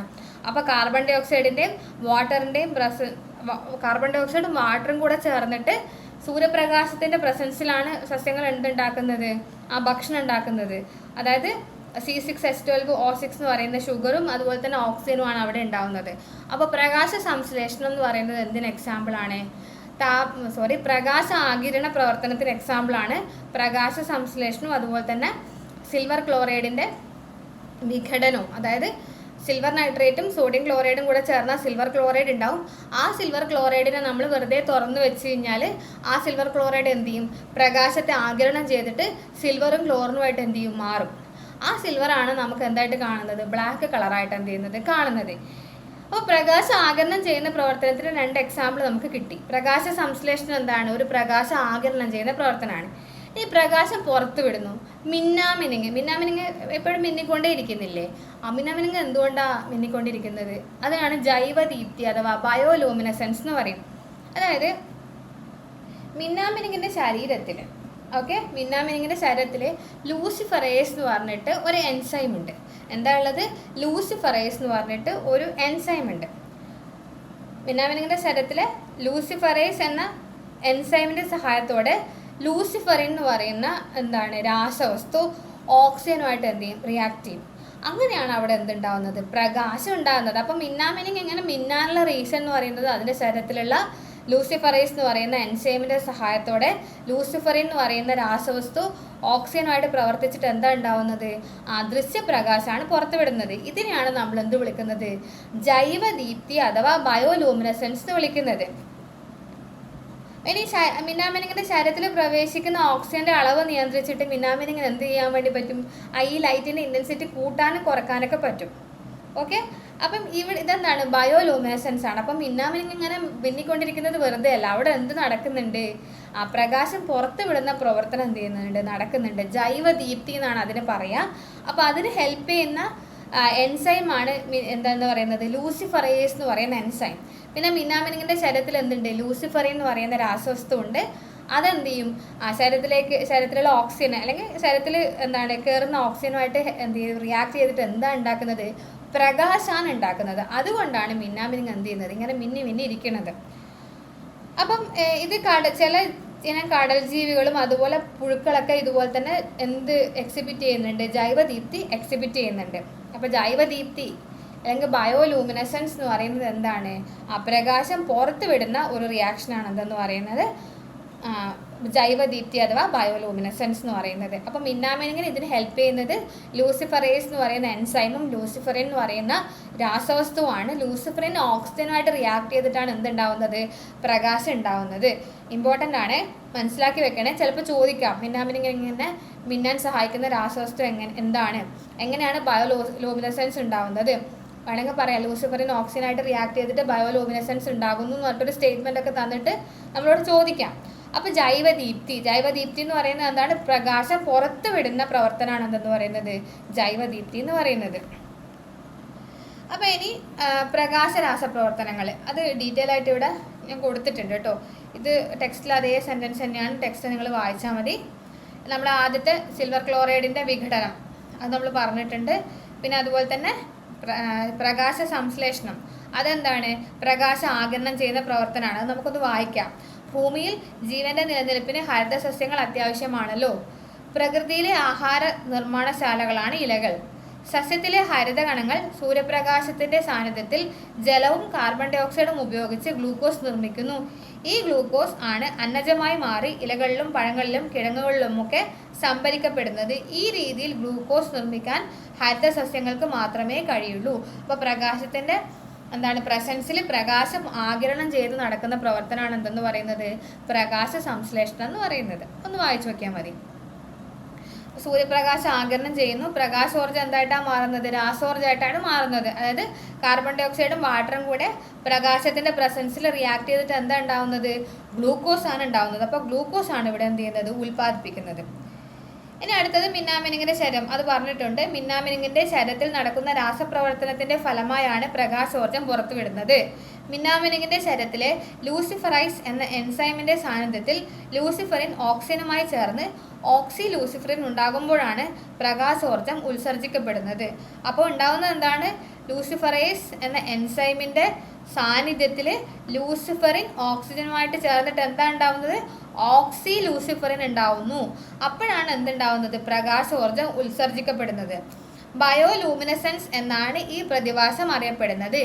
ഈ പ്രവർത്തനത്തിന്റെ ഫലമായി ഉത്സർജിക്കപ്പെടുന്ന ഊർജത്തിന്റെ 95% എന്താണ്? പ്രകാശോർജ്ജമാണ്. അതുകൊണ്ടാണ് മിന്നാമിനുങ്ങ് മിന്നുമ്പോൾ ചൂട് അനുഭവപ്പെടാത്തത്. അപ്പോൾ ഉണ്ടാവുന്ന ഊർജത്തിന്റെ 95% എന്തുതന്നെയാണ്? പ്രകാശോർജ്ജമാണ്. അവിടെ ലൈറ്റ് മാത്രമേ ഉണ്ടാവുന്നുള്ളൂ. ഹീറ്റ് എന്ന് പറയുന്നത് ഉണ്ടെങ്കിൽ തന്നെ വളരെ കുറവാണ് ഉണ്ടാവുന്നുള്ളൂ. അതുകൊണ്ടാണ് മിന്നാമിനുങ്ങ് മിന്നുമ്പോൾ എന്ത് അനുഭവപ്പെടാത്തത്? ചൂട് അനുഭവപ്പെടാത്തത്. മനസ്സിലായല്ലോ? ഇനി അടുത്തത് വൈദ്യുത രാസപ്രവർത്തനങ്ങളാണ്. അതായത് ഇലക്ട്രോ കെമിക്കൽ റിയാക്ഷൻസ് എന്ന് പറയുന്നത്. അതായത് രാസോർജ്ജം എന്തായിട്ട് മാറും? വൈദ്യുതോർജ്ജമായിട്ട് മാറുന്ന റിയാക്ഷൻസ് ആണ് നമ്മൾ ഇനി പഠിക്കാൻ വേണ്ടി പോകുന്നത്. ഫോർ എക്സാമ്പിൾ ഡ്രൈ സെല്ല്, നമ്മളെ ബാറ്ററിയിൽ നടക്കുന്ന എന്താണ്? ഒരു രാസോർജ്ജം വൈദ്യുതോർജ്ജമായിട്ട് മാറുകയാണ് ചെയ്യുന്നത്. അപ്പോൾ ഇവിടെ എന്തൊക്കെ ഉണ്ടാവും? ഒരു സിങ്ക് പാത്രം ഉണ്ടാവും. കാർബണിൻ്റെ ഒരു ദണ്ട് ഉണ്ടാവും, മാംഗനീസ് ഡയോക്സൈഡ് ഉണ്ടാവും, അമോണിയം ക്ലോറൈഡ് പേസ്റ്റ് ഉണ്ടാവും. കണ്ട, ഇതാണ് ഒരു ഡ്രൈ സെല്ലിൻ്റെ ഭാഗങ്ങൾ എന്ന് പറയുന്നത്. ഒരു ഡ്രൈ സെല്ലിൻ്റെ ഭാഗങ്ങളാണ് ഇവിടെ കൊടുത്തിട്ടുള്ളത്. അപ്പോൾ ഇവിടെ എന്തുണ്ട്, ഒരു സിങ്ക് പാത്രമുണ്ട്. സിങ്ക് പാത്രമാണ് നമ്മൾ എടുക്കുന്നത്. എന്നിട്ട് ഇവിടെ എന്തുണ്ട്, ഈ സിങ്ക് പാത്രമാണ് എന്തായിട്ട് ആക്ട് ചെയ്യുന്നത്, നെഗറ്റീവ് ടെർമിനലായിട്ട് എന്ത് ചെയ്യുന്നത്, ആക്ട് ചെയ്യുന്നത്. എന്താണ് ആക്ട് ചെയ്യുന്നത്, നെഗറ്റീവ് ടെർമിനലായിട്ട് ആക്ട് ചെയ്യുന്നത് എന്താണ്, ഈ സിങ്ക് പാത്രമാണ്. ഇതാണ് നെഗറ്റീവ് ടെർമിനൽ എന്ന് പറയുന്നത്. ഇനി മാംഗനീസ് ഡയോക്സൈഡും കാർബൺ പൊടിയും അമോണിയം പേസ്റ്റും, ഓക്കെ, അമോണിയം എന്താണ് ക്ലോറൈഡ്, അമോണിയം പേസ്റ്റും. പിന്നെ ഇവിടെ എന്തുണ്ട്, ഒരു കാർബൺ ദണ്ടുണ്ട്. ഒരു കാർബൺ എന്തുണ്ട്, ദണ്ടുണ്ട്. ഇനി ഈ സിങ്ക് ആനോഡിൽ എന്താ സംഭവിക്കുക, ഓക്സിഡേഷനാണ് സംഭവിക്കുക. അപ്പോൾ സിങ്ക് ആണ് എന്തായിട്ട് ആക്ട് ചെയ്യുന്നത്, ആനോഡായിട്ട് ആക്ട് ചെയ്യുന്നത്. അപ്പോൾ സിങ്ക് ആനോഡിൽ എന്താ സംഭവിക്കുക, ഇവിടെ ഓക്സിഡേഷൻ സംഭവിക്കും. എന്നിട്ട് ഈ ഓക്സിഡേഷൻ സംഭവിച്ചിട്ട് ഇവിടെ എന്താ ഉണ്ടാവുന്നത്, ഇലക്ട്രോൺസ് ഉണ്ടാവും. ഓക്കെ, ഓക്സിഡേഷൻ സംഭവിച്ചിട്ട് എന്തുണ്ടാവും, ഇലക്ട്രോൺസ് ഉണ്ടാവും. ഇനി ഈ ഇലക്ട്രോൺസ് എന്തുമായിട്ട് റിയാക്ട് ചെയ്യും, ഈ മാംഗനീസ് ഡയോക്സൈഡും അതുപോലെ തന്നെ അമോണിയം ക്ലോറൈഡിലെ അമോണിയം അയോൺസുമായിട്ട് എന്ത് ചെയ്യും, ഈ ഉണ്ടാവുന്ന ഇലക്ട്രോൺസ് എന്ത് ചെയ്യും, റിയാക്ട് ചെയ്യും. ഓക്കെ, അങ്ങനെയാണ് ഇവിടെ എന്തുണ്ടാവുന്നത്, എന്തുണ്ടാവുന്നത്, വൈദ്യുതോർജ്ജം ഉണ്ടാവുന്നത്. അപ്പോൾ രാസോർജ്ജത്തിൻ്റെ വൈദ്യുതോർജ്ജമായിട്ടുള്ള കൺവേർഷനാണ് ഡ്രൈ സെല്ലിൽ നടക്കുന്നത്. അപ്പോൾ നമ്മളോട് ചോദിക്കാൻ ചാൻസുള്ള ഒരു ക്വസ്റ്റ്യൻ എന്ന് വെച്ച് കഴിഞ്ഞാൽ, ഒരു ഡ്രൈ സെല്ലിൽ നടക്കുന്ന ഊർജ്ജമാറ്റം എന്താണ്, വൈദ്യോർജ്ജം ടു രാസോർജ്ജം, രാസോർജ്ജം ടു വൈദ്യോർജ്ജം, വൈദ്യോർജ്ജം ടു താപോർജ്ജം, താപോർജ്ജം ടു വൈദ്യോർജ്ജം എന്നൊക്കെ പറഞ്ഞിട്ട് നമുക്ക് ഓപ്ഷൻസ് തരും. അപ്പോൾ ഡ്രൈ സെല്ലിൽ നടക്കുന്ന എന്താണ്, രാസോർജ്ജം വൈദ്യുതോർജ്ജമായിട്ട് മാറുന്ന പ്രവർത്തനമാണ് എന്ത് ചെയ്യുന്നത്, എവിടെ നടക്കുന്നത്, ഡ്രൈ സെല്ലിൽ നടക്കുന്നത്. അപ്പോൾ ഡ്രൈ സെല്ലിൽ ആനോഡായിട്ട് ആക്ട് ചെയ്യുന്നത് എന്താണ്, സിങ്ക് പാത്രമാണ്. ആൻഡ് കാഥോഡായിട്ട് ആക്ട് ചെയ്യുന്നത് എന്താണ്, ഈ മാംഗനീസ് ഡയോക്സൈഡ്, കാർബൺ പൊടി, അമോണിയം ക്ലോറൈഡ് പേസ്റ്റ് പ്ലസ് ഈ കാർബൺ ദണ്ടൊക്കെയാണ് എന്തായിട്ട് ആക്ട് ചെയ്യുന്നത്, പോസിറ്റീവ് ടെർമിനലായിട്ട് എന്ത് ചെയ്യുന്നത്, ആക്ട് ചെയ്യുന്നത്. കാഥോഡായിട്ട് എന്ത് ചെയ്യുന്നത്, ആക്ട് ചെയ്യുന്നത്. അപ്പോൾ അതെന്ത് ചെയ്യുക, ജസ്റ്റ് ഓർത്ത് വെക്കുക. അപ്പോൾ ഇതാണ് എന്തെന്ന് പറയുന്നത്, നമ്മുടെ ഡ്രൈ സെല്ലിൽ നടക്കുന്ന റിയാക്ഷൻ എന്ന് പറയുന്നത്. അപ്പം ഇവിടെ എന്താണെന്ന് വെച്ച് കഴിഞ്ഞാൽ, ഈ സിങ്ക് എന്ത് ചെയ്യും, ഓക്സിഡേഷൻ സംഭവിച്ചിട്ട് അവിടെ എന്തുണ്ടാവും, ഇലക്ട്രോൺസ് ഉണ്ടാവും. ആ ഇലക്ട്രോൺസ് ആണ് എന്ത് ചെയ്യുന്നത്, ഈ എന്താണ് മാംഗനീസ് ഡയോക്സൈഡും അതുപോലെ തന്നെ അമോണിയം അയോൺസും ഇലക്ട്രോൺസുമായിട്ട് എന്ത് ചെയ്യും, റിയാക്ട് ചെയ്യും. അപ്പോൾ ഡ്രൈ സെല്ലിൽ ഇത് ഒത്തിരി ഡീറ്റെയിൽസ് വേണ്ട, നമ്മൾ വളരെ ഡീറ്റെയിൽ ആയിട്ടൊക്കെ +2 ഇത് പഠിക്കുന്നത്. അപ്പോൾ നമ്മളിവിടെ മനസ്സിലാക്കേണ്ടത്, ഡ്രൈ സെല്ലിൽ രാസോർജ്ജം എന്തായിട്ടാണ് മാറുന്നത്, വൈദ്യുതോർജ്ജമായിട്ടാണ് മാറുന്നത്. അതാണ് ഒന്നാമത്തെ എന്താണ് പോയിന്റ് എന്ന് പറയുന്നത്. അപ്പോൾ ഡ്രൈ സെല്ലിൽ നടക്കുന്ന ഊർജ്ജമാറ്റം എന്ന് പറയുന്നത് എന്താണ്, രാസോർജ്ജം എന്തായിട്ട് മാറുകയാണ് ചെയ്യുന്നത്, വൈദ്യുതോർജ്ജമായിട്ട് മാറുകയാണ് ചെയ്യുന്നത്. ഓക്കെ, അപ്പോൾ അത് ഓർത്ത് വയ്ക്കുക. പിന്നെ ഇവിടുത്തെ കാഥോഡ്, നെഗറ്റീവ് എന്താണ് ഇലക്ട്രോഡ് എന്ന് പറയുന്നത് സിങ്ക് പാത്രമാണ്. അതിവിടെ കൊടുത്തിട്ടുണ്ട്. സിങ്ക് പാത്രമാണ് എന്ത് ചെയ്യുന്നത്, നെഗറ്റീവ് ടെർമിനലായിട്ട് ആക്ട് ചെയ്യുന്നത്. അപ്പോൾ അതെന്ത് ചെയ്യുക, ഓർത്ത് വയ്ക്കുക. അപ്പോൾ ഇവിടെ പിന്നെ എന്താണ്, അമോണിയം ക്ലോറൈഡ് പേസ്റ്റ് ഉണ്ട്. അമോണിയം ക്ലോറൈഡ് പേസ്റ്റാണ് ഇവിടെ കൊടുത്തിട്ടുള്ളത്. പിന്നെ മാംഗനീസ് ഡയോക്സൈഡ് പ്ലസ് കാർബൺ പൊടി ഉണ്ട്. പിന്നെ നമുക്ക് എന്തുണ്ട്, ഒരു കാർബൺ ദണ്ടുണ്ട്. അപ്പം ഈ സിങ്ക് കണ്ടെയ്നറും അതുപോലെ തന്നെ manganese dioxide or carbon cathode ഉണ്ട്. അതിനെ സെപ്പറേറ്റ് ചെയ്യാനാണ് നമ്മൾ എന്ത് ഉപയോഗിക്കുന്നത്, അമോണിയം ക്ലോറൈഡ് പേസ്റ്റ് ഉപയോഗിക്കുന്നത്. ഈ അമോണിയം ക്ലോറൈഡ് പേസ്റ്റ് ആണ് ഇവിടെ എന്തായിട്ട് ആക്ട് ചെയ്യുന്നത്, ഇലക്ട്രോലൈറ്റായിട്ട് ആക്ട് ചെയ്യുന്നത്. അപ്പോൾ സിങ്കിന് ഓക്സിഡേഷൻ സംഭവിച്ചിട്ട് ഇവിടെ എന്തുണ്ടാവും, ഇലക്ട്രോൺസ് എന്ത് ചെയ്യും, റിലീസ് ചെയ്യും. ഈ ഇലക്ട്രോൺസ് എങ്ങനെയാണ് ചെയ്യുന്നത്, ഇവിടെ ഇലക്ട്രോൺസ് റിലീസ് ചെയ്തില്ലേ, ഈ ഇലക്ട്രോൺസ് എന്ത് ചെയ്യും, എക്സ്റ്റേണൽ സർക്യൂട്ടിലൂടെ ഇങ്ങനെ ട്രാവൽ ചെയ്തിട്ട് എവിടെ എത്തും, എക്സ്റ്റേണൽ സർക്യൂട്ടിലൂടെ ട്രാവൽ ചെയ്തിട്ട് എവിടെ എത്തും, കാത്തോഡിലേക്ക് എത്തും. ഓക്കെ, അങ്ങനെയാണ് ഇവിടെ എന്തുണ്ടാവുന്നത്, ഇലക്ട്രോൺ ഇങ്ങനെ ട്രാവൽ ചെയ്യുമ്പോഴാണ് അവിടെ എന്തുണ്ടാവുന്നത്, കറണ്ട് ഉണ്ടാവുന്നത് അല്ലേ.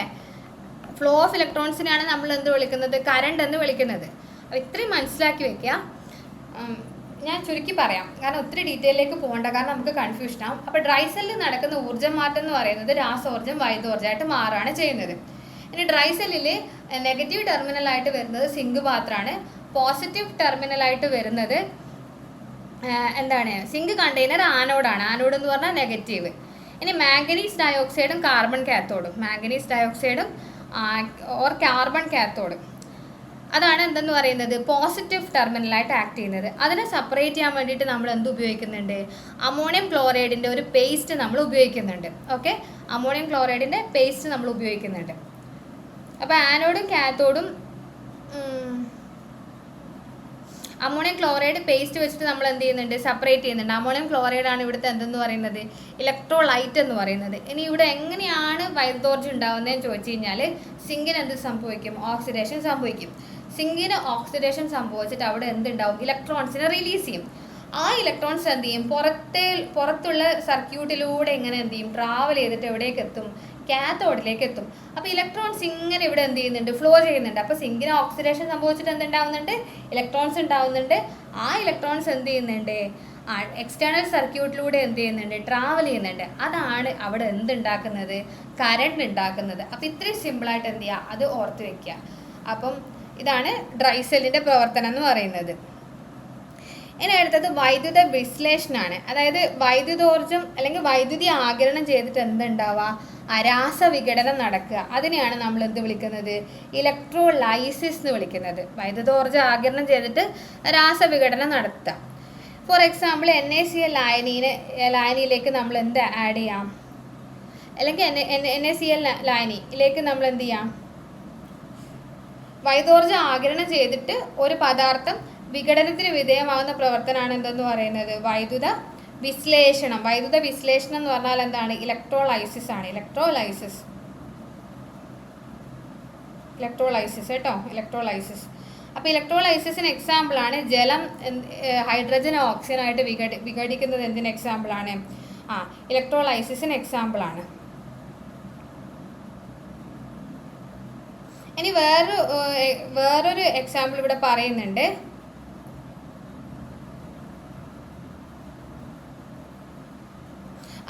അപ്പോൾ ഇലക്ട്രോലൈസിസിന് എക്സാമ്പിളാണ് എന്തെന്ന് പറയുന്നത്, ജലത്തിൻ്റെ വിഘടനം എന്ന് പറയുന്നത് എന്തിന് എക്സാമ്പിളാണ്, ഇലക്ട്രോലൈസിസിന് എക്സാമ്പിളാണ്. ഇവിടെ ജലം എന്ത് ചെയ്യും, ജലത്തിന് നമ്മൾ എന്ത് കൊടുക്കുക, വൈദ്യുതോർജ്ജം കൊടുത്തു കഴിഞ്ഞ് കഴിഞ്ഞാൽ ജലം എന്തായിട്ട് മാറും, ഹൈഡ്രജനും ഓക്സിജനുമായിട്ട് എന്ത് ചെയ്യും, മാറും. അപ്പം ഇവിടെ വൈദ്യുതോർജ്ജം ആഗിരണം ചെയ്തിട്ടാണ് എന്ത് ചെയ്യുന്നത്, ജലം വിഘടിക്കുന്നത്. അപ്പോൾ ജലം വിഘടിക്കുന്നത് എന്തിന് എക്സാമ്പിളാണ്, ഒരു ഇലക്ട്രോലൈസിസ് പ്രോസസ്സിന് എക്സാമ്പിളാണ് എന്തെന്ന് പറയുന്നത്, ജലം വിഘടിക്കുന്നതെന്ന് പറയുന്നത്. ഓക്കെ, അതെന്ത് ചെയ്യുക, ജസ്റ്റ് മനസ്സിലാക്കി വെക്കാം. ഇനി അതുപോലെ തന്നെ വേറൊരു എക്സാമ്പിൾ ഇവിടെ പറയുന്നത് NaCl ലായനി, ഒരു സോഡിയം ക്ലോറൈഡ് ലായനി. അതിലേക്ക് നമ്മൾ എന്ത് ആഡ് ചെയ്യുക, ഫിനോഫ്തലിൻ ആഡ് ചെയ്യാം. ഫിനോഫ്തലിൻ ആഡ് ചെയ്തിട്ട് നമ്മൾ എന്ത് ചെയ്യുക, ബാറ്ററിയിലേക്ക് കണക്ട് ചെയ്യാം. NaCl ലായനിയിൽ ഫിനോഫ്തലിൻ ആഡ് ചെയ്യുക, എന്നിട്ട് എന്ത് ചെയ്യുക, ബാറ്ററിയിലേക്ക് കണക്ട് ചെയ്യാം. കുറച്ച് കഴിഞ്ഞ് കഴിഞ്ഞാൽ ഈ സൊല്യൂഷൻ എന്തായിട്ട് മാറും, പിങ്ക് കളറായിട്ട് മാറും. പിങ്ക് കളറായിട്ട് മാറും.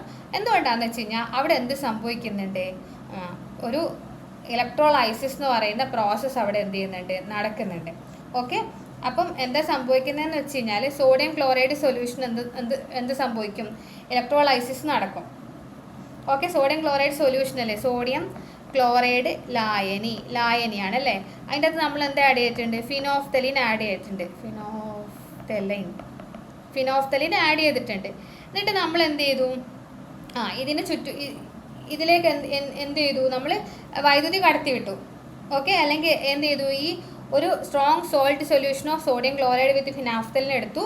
എന്നിട്ട് എന്ത് ചെയ്തു, ഇതൊരു ബീക്കറിൽ എടുത്തു. എന്നിട്ട് ഇതുമായിട്ട് എന്ത് ചെയ്തു, ഒരു ബാറ്ററി കണക്ട് ചെയ്തു. അപ്പോൾ ബാറ്ററി കണക്ട് ചെയ്താൽ സ്വാഭാവികമായിട്ട് അവിടെ എന്തുണ്ടാവും, കറണ്ട് ഫ്ലോ ഉണ്ടാവില്ലേ. ആ കറണ്ട് ഫ്ലോ ഉണ്ടാവുന്ന സമയത്ത് ഇത് ലായനിയല്ലേ, സോഡിയം ക്ലോറൈഡിൻ്റെ ലായനിയാണ്.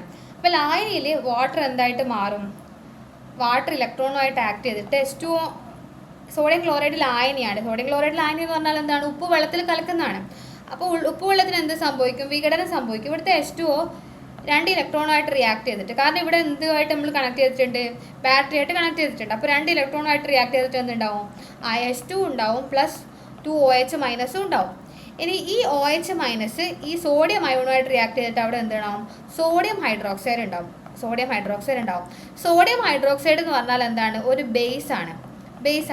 ഈ ഫിനോഫ്തലിൻ എന്ന് പറഞ്ഞാൽ എന്താണ്, ഇൻഡിക്കേറ്ററാണ്. ഇൻഡിക്കേറ്റർ എന്ന് പറഞ്ഞാൽ തന്നിരിക്കുന്ന സാധനം ആസിഡ് ആണോ ബേസ് ആണോ എന്നൊക്കെ മനസ്സിലാക്കി തരാൻ വേണ്ടിയിട്ട് ഉപയോഗിക്കുന്നതിനാണ് നമ്മൾ എന്ത് പറയുന്നത്, ഇൻഡിക്കേറ്റർ എന്ന് പറയുന്നത്. അപ്പോൾ ഫിനോഫ്തലിൻ അത്തരം ഒരു ഇൻഡിക്കേറ്ററാണ്. ഫിനോഫ്തലിൻ ബേസ് എന്ന് പറയുന്നത് ആസിഡും ആൽക്കലി. ഫിനോഫ്തലിൻ ആൽക്കലി ആയിട്ട് റിയാക്ട് ചെയ്തിട്ട് എന്തായിട്ട് മാറും, അതിൻ്റെ കളർ എന്താക്കും, പിങ്ക് ആക്കും. അതുകൊണ്ടാണ് ഈ സൊല്യൂഷൻ പെട്ടെന്ന് എന്തായിട്ട് മാറിയത്, പിങ്ക് കളറിലേക്ക് മാറിയത്. അപ്പോൾ ഒന്നുകൂടെ എക്സ്പ്ലെയിൻ ചെയ്തുതരാം, മനസ്സിലാവുന്നുണ്ടെന്ന് വിചാരിക്കുന്നു. കോംപ്ലക്സ് കെമിക്കൽ റിയാക്ഷൻ ഒന്നും പഠിക്കണ്ടേ, ഞാൻ നിങ്ങൾക്ക് മനസ്സിലാവാൻ വേണ്ടി മാത്രം എഴുതുന്നതാണ്. ഇതെന്ത് പ്രവർത്തനമാണെന്ന് മാത്രം പഠിച്ചാൽ മതി. ഇലക്ട്രോലൈസിസ് ആണ് ഇവിടെ നടക്കുന്നതെന്ന് മനസ്സിലാവാൻ വേണ്ടി മാത്രമാണ്. ഒന്നുകൂടി ഇത് പറയാം. നമ്മൾ സോഡിയം ക്ലോറൈഡ് ലായനി എടുത്തു. സോഡിയം ക്ലോറൈഡ് ലായനി വെള്ളത്തിൽ കലക്കിയിട്ടാണ് എടുക്കുന്നത്. എന്നിട്ട് അതിൻ്റെ കൂടെ എന്ത് ആഡ് ചെയ്തു? ഫിനോഫ്തലീൻ നമ്മൾ ആഡ് ചെയ്തു. ഫിനോഫ്തലീൻ ആഡ് ചെയ്തു. ഇപ്പോൾ ഈ ലായനി സാധാരണ എന്താണ് വെള്ളത്തിൻ്റെ ഒക്കെ കളർ പോലെ തന്നെ നമുക്ക് തോന്നാം. നമ്മൾ എന്ത് ചെയ്തു?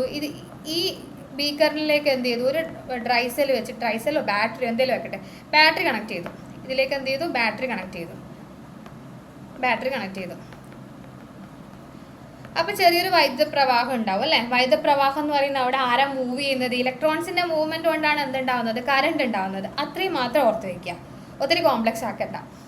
അപ്പോൾ ഇതെന്ന് പറയുന്നത് ലായനിയാണ്, സോഡിയം ക്ലോറൈഡിൻ്റെ ലായനിയാണ്. അപ്പോൾ നമ്മൾ ഇലക്ട്രോൺ പാസ് ചെയ്യുന്ന സമയത്ത് അല്ലെങ്കിൽ ബാറ്ററിയായിട്ട് കണക്ട് ചെയ്യുന്ന സമയത്ത് ഈ ലായനിയിലെ വാട്ടർ മോളിക്യൂളും അതുപോലെ തന്നെ 2 ഇലക്ട്രോണുമായിട്ട് ചേർന്നിട്ട് എന്തുണ്ടാവും? ഹൈഡ്രജനും അതുപോലെ തന്നെ 2OH- എന്ത് ചെയ്യും? മാറും. ഹൈഡ്രജനും 2 ഓക്സൈഡ്, അതായത് H2 + 2OH- ആയിട്ട് മാറും. ഓക്കെ. ഇനി ഈ 2 OH- സോഡിയമായിട്ട് റിയാക്ട് ചെയ്തിട്ടുണ്ടാവും, സോഡിയം ഹൈഡ്രോക്സൈഡ് ഉണ്ടാവും. ഈ സോഡിയം ഹൈഡ്രോക്സൈഡ് എന്ന് പറയുന്നത് എന്താണ്? ആൽക്കലിയാണ്. അപ്പോൾ ആൽക്കലി ഉണ്ടായി കഴിഞ്ഞ് കഴിഞ്ഞാൽ ഫിനോഫ്തലീൻ്റെ നിറം എന്തായിട്ട് മാറും? അല്ലെങ്കിൽ ഫിനോഫ്തലീൻ ആൽക്കലിയിൽ എന്തായിട്ടാണ് മാറുന്നത്? പിങ്ക് കളർ കാണിക്കും.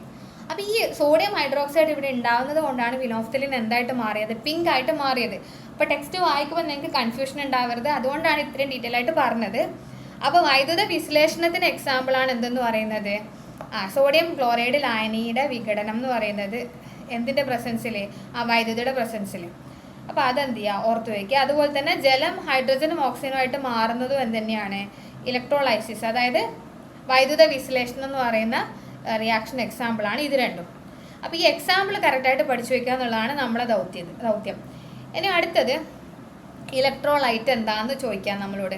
അപ്പോൾ വൈദ്യുതി കടന്നു പോകുമ്പോൾ രാസമാറ്റത്തിന് വിധേയമാകുന്ന പദാർത്ഥങ്ങളെയാണ് ഇലക്ട്രോലൈറ്റുകൾ എന്ന് പറയുന്നത്. ഇപ്പോൾ നമ്മൾ കണ്ടില്ലേ സോഡിയം ക്ലോറൈഡ് ലായനി, അതിലൂടെ വൈദ്യുതി കടത്തിവിട്ടാൽ അത് എന്തായിട്ട് മാറുന്നുണ്ട്? സോഡിയം ഹൈഡ്രോക്സൈഡും അതുപോലെ തന്നെ ഹൈഡ്രജൻ അയോണൊക്കെ അവിടെ ഉണ്ടാവുന്നുണ്ട് അല്ലേ? അതുപോലെ കോപ്പർ സൾഫേറ്റ് ലായനിയിലൂടെയും നമ്മൾ വൈദ്യുതി കടത്തിവിട്ട് കഴിഞ്ഞാൽ അത് എന്താവും? അവിടെ രാസമാറ്റം ഉണ്ടാവും. അതുപോലെ സിൽവർ നൈട്രേറ്റ് ലായനി, അവിടെയും വൈദ്യുതി കടത്തിവിട്ടാൽ അവിടെ എന്തുണ്ടാവും? രാസമാറ്റം ഉണ്ടാവും. അപ്പോൾ ഇതിനെയാണ് നമ്മൾ എന്ത് വിളിക്കുന്നത്? ഇലക്ട്രോലൈറ്റുകൾ എന്ന് വിളിക്കുന്നത്. അപ്പോൾ വൈദ്യുതി കടന്നു പോകുമ്പോൾ രാസമാറ്റത്തിന് വിധേയമാകുന്ന പദാർത്ഥങ്ങളാണ് ഡാഷ്. എന്നിട്ടൊരു ക്വസ്റ്റ്യൻ തരാം. അപ്പോൾ അതിൻ്റെ ആൻസറാണ് എന്തെന്ന് പറയുന്നത്? ഇലക്ട്രോലൈറ്റ് എന്ന് പറയുന്നത്. അപ്പോൾ sodium chloride, copper sulphate, silver nitrate ഇതെല്ലാം എന്താണ്? ഇലക്ട്രോലൈറ്റുകളാണ്.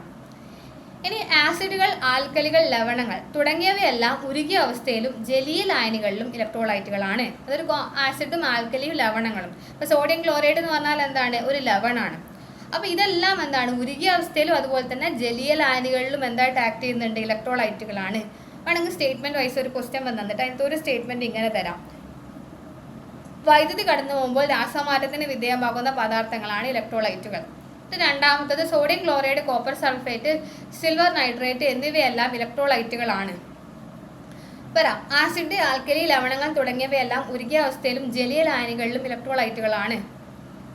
എന്നിട്ട് നമ്മളോട് പറയാം which of the following statements are correct. 1, 2, 3 are correct, 1 and 2 are correct, 1 and 3 are correct എന്നൊക്കെ പറഞ്ഞിട്ട് നമ്മളോട് ചോദിക്കാം. അപ്പോൾ നമ്മൾ ഈ ബോക്സ് വായിക്കാതെയാണ് പോകുന്നതെങ്കിൽ നമുക്ക് അവിടെ ചെന്നാൽ എന്താവും? കൺഫ്യൂഷൻ ആവും. അപ്പോൾ അതുകൊണ്ട് ഇതെന്ത് ചെയ്യാം? നന്നായിട്ട് വായിച്ചു വെക്കാം. ഇലക്ട്രോലൈറ്റുകളിലേക്ക് വൈദ്യുതി കടത്തിവിടുന്ന ബാറ്ററിയുടെ ധ്രുവങ്ങളുമായി ബന്ധിപ്പിച്ച ദണ്ഡുകളെ ഇലക്ട്രോഡുകൾ എന്ന് വിളിക്കുന്നു. അപ്പോൾ ഈ ഇലക്ട്രോലൈറ്റിലേക്ക് നമുക്ക് എന്ത് ചെയ്യണം? വൈദ്യുതി കടത്തിവിടണം അല്ലേ? അപ്പോൾ അങ്ങനെ വൈദ്യുതി കടത്തിവിടണമെങ്കിൽ നമുക്ക് എന്ത് വേണം? ഇലക്ട്രോഡുകൾ വേണം. അപ്പോൾ ഇലക്ട്രോഡിലേക്കാണ് ബാറ്ററിയുടെ ദണ്ഡുകൾ, ബാറ്ററിയുടെ പോസിറ്റീവ് ആൻഡ് നെഗറ്റീവ് ഇതുണ്ടാവുമല്ലോ, പോൾ ഉണ്ടാവുമല്ലോ ബാറ്ററിക്ക്. അപ്പോൾ ബാറ്ററിയുടെ പോസിറ്റീവും നെഗറ്റീവും കണക്ട് ചെയ്യാൻ വേണ്ടിയിട്ട് ഉപയോഗിക്കുന്ന ദണ്ഡുകളെയാണ് നമ്മൾ എന്ത് പറയുന്നത്? ഇലക്ട്രോഡുകൾ എന്ന് പറയുന്നത്. അപ്പോൾ ഇതെന്ത് ചെയ്യാം? മനസ്സിലാക്കി വെക്കാം. അപ്പോൾ ഇത് ഇലക്ട്രോലൈസിസ് എന്ന് പറയുന്ന പ്രോസസ്സാണ് നമ്മൾ പഠിച്ചത്. അടുത്തത് ഇലക്ട്രോപ്ലേറ്റിംഗ്. ഇതാണ് ഒരു ലോഹത്തിൽ വേറെ ലോഹം പൂശുക, അതായത് ചെമ്പിൽ സ്വർണം പൂശുക, സ്വർണ്ണത്തിൽ വെള്ളി പൂശുക, വെള്ളിയിൽ സ്വർണം പൂശുക നമ്മൾ കണ്ടിട്ടുണ്ട് അല്ലേ? അപ്പോൾ ഇപ്പോൾ സ്വർണ്ണത്തിനൊക്കെ ഒരുപാട് വില ഓരോ നിമിഷവും കൂടിക്കൊണ്ടിരിക്കുന്നതുകൊണ്ട് പ്ലേറ്റഡ് ആയിട്ടുള്ള ആഭരണങ്ങൾക്കൊക്കെ വളരെ ഡിമാൻഡാന്നൊക്കെ പറഞ്ഞിട്ട് നമ്മൾ ന്യൂസിലൊക്കെ കാണാറുണ്ട്. അപ്പോൾ അവിടെ നടക്കുന്നത് ഇലക്ട്രോപ്ലേറ്റിംഗ് എന്ന് പറയുന്ന പ്രോസസ്സാണ്. അതായത് ചെമ്പിൽ എന്ത് ചെയ്യുക? സ്വർണം പൂശുക.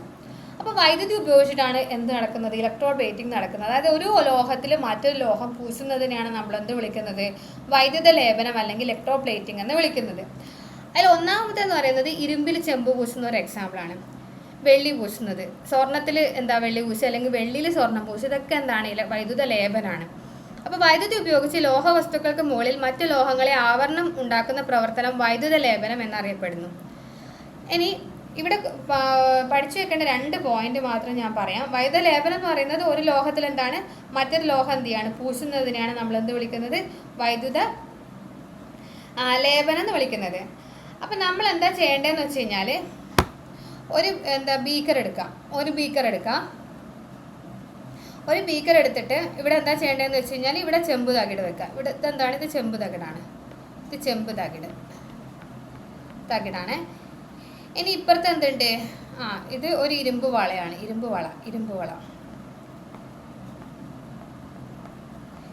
വള. ഇനി നമ്മളിവിടെ എന്താ എടുക്കുന്നത്, ഈ തകിട് എന്താണോ എടുത്തത് അതിൻ്റെ ലായനിയാണ് ഇവിടെ എടുക്കേണ്ടത്. അപ്പോൾ ചെമ്പാണ് എടുത്തത് കൊണ്ട് നമ്മൾ എന്താ എടുക്കുന്നത്, കോപ്പർ സൾഫേറ്റ് ലായനി അതാണ് എടുത്തത്. കോപ്പർ സൾഫേറ്റ് ലായനി എടുത്തു. ഇതിങ്ങനെ മുക്കി വെച്ചു കേട്ടോ. ഇനി നമ്മൾ എന്ത് ചെയ്യുക, ഇതിനോട് കണക്ട് ചെയ്യുക. അപ്പം ചെമ്പല്ലേ നമുക്ക് പൂശേണ്ടത്. അപ്പോൾ ചെമ്പിനെ എന്ത് ചെയ്യുക, ബാറ്ററിയുടെ പോസിറ്റീവിനോട് കണക്ട് ചെയ്യുക. നെഗറ്റീവ്, പോസിറ്റീവ്, നെഗറ്റീവ് ഏതിനോട് കണക്ട് ചെയ്യുക, ഈ ഇരുമ്പ് വളയിലേക്കല്ലേ നമുക്ക് ചെമ്പ് പൂശേണ്ടത്. അപ്പോൾ നെഗറ്റീവിലേക്ക് ഏതിലേക്കാണോ പൂശേണ്ടത് അതിനെന്ത് ചെയ്യുക, ബാറ്ററിയുടെ നെഗറ്റീവിലേക്ക് കൊടുക്കുക. ഏതാണോ പൂശേണ്ടത്, ഇവിടെ നമുക്ക് ചെമ്പാണ് ഏതിൻ്റെ മേലെ പൂശേണ്ടത്, ഇരുമ്പിൻ്റെ മേലെ പൂശേണ്ടത്. അപ്പോൾ അത് എവിടേക്ക് കണക്ട് ചെയ്തു, ബാറ്ററിയുടെ പോസിറ്റീവിലേക്ക് കണക്ട് ചെയ്തു. അപ്പോൾ ചെമ്പ് തകിടാണ് നമ്മൾ എടുക്കുന്നത്, ചെമ്പാണ് നമ്മൾ എവിടെ പൂശാൻ വേണ്ടി പോകുന്നത്, ഇരുമ്പ് വളേൻ്റെ മേലെ പൂശാൻ വേണ്ടി പോകുന്നത്. അപ്പോൾ നമ്മൾ എടുക്കേണ്ടത് കോപ്പറിൻ്റെ ഏതെങ്കിലും ഒരു ലായനിയാണ് നമ്മൾ എടുക്കേണ്ടത്. അപ്പോൾ ഇവിടെ എന്ത് ചെയ്യാൻ വേണ്ടി തുടങ്ങും, ഈ ചെമ്പ് ഈ ഇരുമ്പ് വളേൻ്റെ മേലെ എന്ത് ചെയ്യാൻ വേണ്ടി തുടങ്ങും, ചെമ്പിൻ്റെ ഒരു ആവരണം ഇങ്ങനെ വരും. അങ്ങനെയാണ് നമ്മൾ എന്ത് ചെയ്യുന്നത്, ഇലക്ട്രോ പ്ലേറ്റിംഗ് നമ്മൾ എടുക്കുന്നത്. അപ്പോൾ ഇത്രയും ആലോചിക്കേണ്ടത്, ഏതാണോ പൂശേണ്ടത് അതാണ് എന്തായിട്ട് എടുക്കേണ്ടത്, പോസിറ്റീവ് ടെർമിനലുമായിട്ട് എന്ത് ചെയ്യേണ്ടത്, കണക്ട് ചെയ്യേണ്ടത്. ഏതിൻ്റെ മുകളിലാണോ നമുക്ക് പൂശേണ്ടത് അതാണ് എന്തായിട്ട് എടുക്കേണ്ടത്, നെഗറ്റീവ് ടെർമിനലായിട്ട് എടുക്കേണ്ടത്. ഇനി എടുക്കുന്ന ലായനി എന്ന് പറയുന്നത് ഏത് ലോഹമാണോ നമ്മൾ പൂശാൻ വേണ്ടി പോകുന്നത് ആ ലോഹത്തിൻ്റെ ഒരു ലായനി ആയിരിക്കണം നമ്മൾ ഇവിടെ എടുക്കേണ്ടത്. അപ്പോൾ അത്രയും കാര്യങ്ങൾ അവിടെ എന്ത് ചെയ്യുക, മനസ്സിലാക്കിയിട്ട് വെക്കുക. അപ്പോൾ അതിവിടെ പറഞ്ഞിട്ടുണ്ട് ടെക്സ്റ്റിൽ. പൂശേണ്ട ലോഹത്തിൻ്റെ തകിടാണ് ബാറ്ററിയുടെ പോസിറ്റീവ് ടെർമിനലുമായിട്ട് ബന്ധിപ്പിക്കേണ്ടത്. അതേ ലോഹത്തിൻ്റെ ഒരു ലവണം ജലത്തിൽ ലയിപ്പിച്ച ലായനിയും ഉപയോഗിക്കണം. അതാണ് ഇവിടെ മനസ്സിലാക്കേണ്ടത്. അപ്പോൾ ഈ ഒരൊറ്റ എക്സാമ്പിൾ പഠിച്ചു വെച്ചാൽ നിങ്ങൾക്ക് എല്ലാം മനസ്സിലാവും.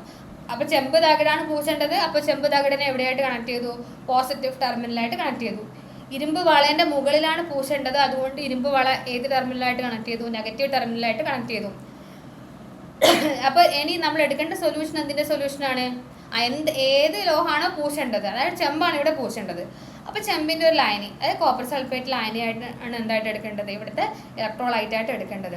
ഇങ്ങനെയാണ് നമ്മൾ എന്ത് ചെയ്യുന്നത്, വൈദ്യുത ലേപനം അഥവാ ഇലക്ട്രോ പ്ലേറ്റിംഗ് ചെയ്യേണ്ടത്. ഇനി അടുത്തത് ചെറുനാരങ്ങ ബാറ്ററിയാണ്. ചെറുനാരങ്ങ ബാറ്ററി എന്ന് പറഞ്ഞാൽ ഇത്രയേ ഉള്ളൂ. കുറേ ചെറുനാരങ്ങ എടുക്കുക. എന്നിട്ട് ഇവിടെ എന്ത് ചെയ്യുകയെന്ന് വെച്ച് കഴിഞ്ഞാൽ സിങ്കിൻ്റെയും കോപ്പറിൻ്റെയും എന്ത് ചെയ്യുക, ആണി ഇങ്ങനെ ഫിറ്റ് ചെയ്യാം. സിങ്കിൻ്റെ ആണി, കോപ്പറിൻ്റെ ആണി, സിങ്കിൻ്റെ ആണി, കോപ്പറിൻ്റെ ആണി, അങ്ങനെ എന്ത് ചെയ്യുക, ഫിറ്റ് ചെയ്യാം. എന്നിട്ട് എന്ത് ചെയ്യാം, ഇതിനെ ഇങ്ങനെ എടുത്തിട്ട് ഇവിടെ എന്ത് ചെയ്യുക, ഒരു LED കണക്ട് ചെയ്യാം. ഇവിടെ ഒരു LED കണക്ട് ചെയ്യാം. അപ്പോൾ നിങ്ങൾക്ക് കാണാൻ വേണ്ടി പറ്റും ഈ LED എന്ത് ചെയ്യും, കത്തും. ഇതിങ്ങനെ കണക്ട് ചെയ്യണേ. അപ്പോൾ ഇവിടെ എന്താ സംഭവിക്കുന്നതെന്ന് വെച്ച് കഴിഞ്ഞാൽ ഇവിടെ പ്രകാശം എന്ത് ചെയ്യും, ഉണ്ടാവും. എങ്ങനെയാണ് ഈ LED പ്രകാശിച്ചത്, അതായത് ഇവിടെ എന്തുണ്ടാവുന്നുണ്ട്, വൈദ്യുതോർജ്ജം ഉണ്ടായാലല്ലേ ബൾബ് കത്തണമെങ്കിൽ അല്ലെങ്കിൽ LED പ്രകാശിക്കണമെങ്കിൽ അവിടെ എന്തുണ്ടാവണം, ഇലക്ട്രിസിറ്റി ഉണ്ടാവണ്ടേ അല്ലേ, ചെറിയൊരു എന്താണ് വോൾട്ടേജ് അവിടെ ഉണ്ടാവണ്ടേ, എന്നാലല്ലേ എന്ത് ചെയ്യാൻ വേണ്ടി പറ്റുള്ളൂ, LED കത്താൻ വേണ്ടി പറ്റുള്ളൂ.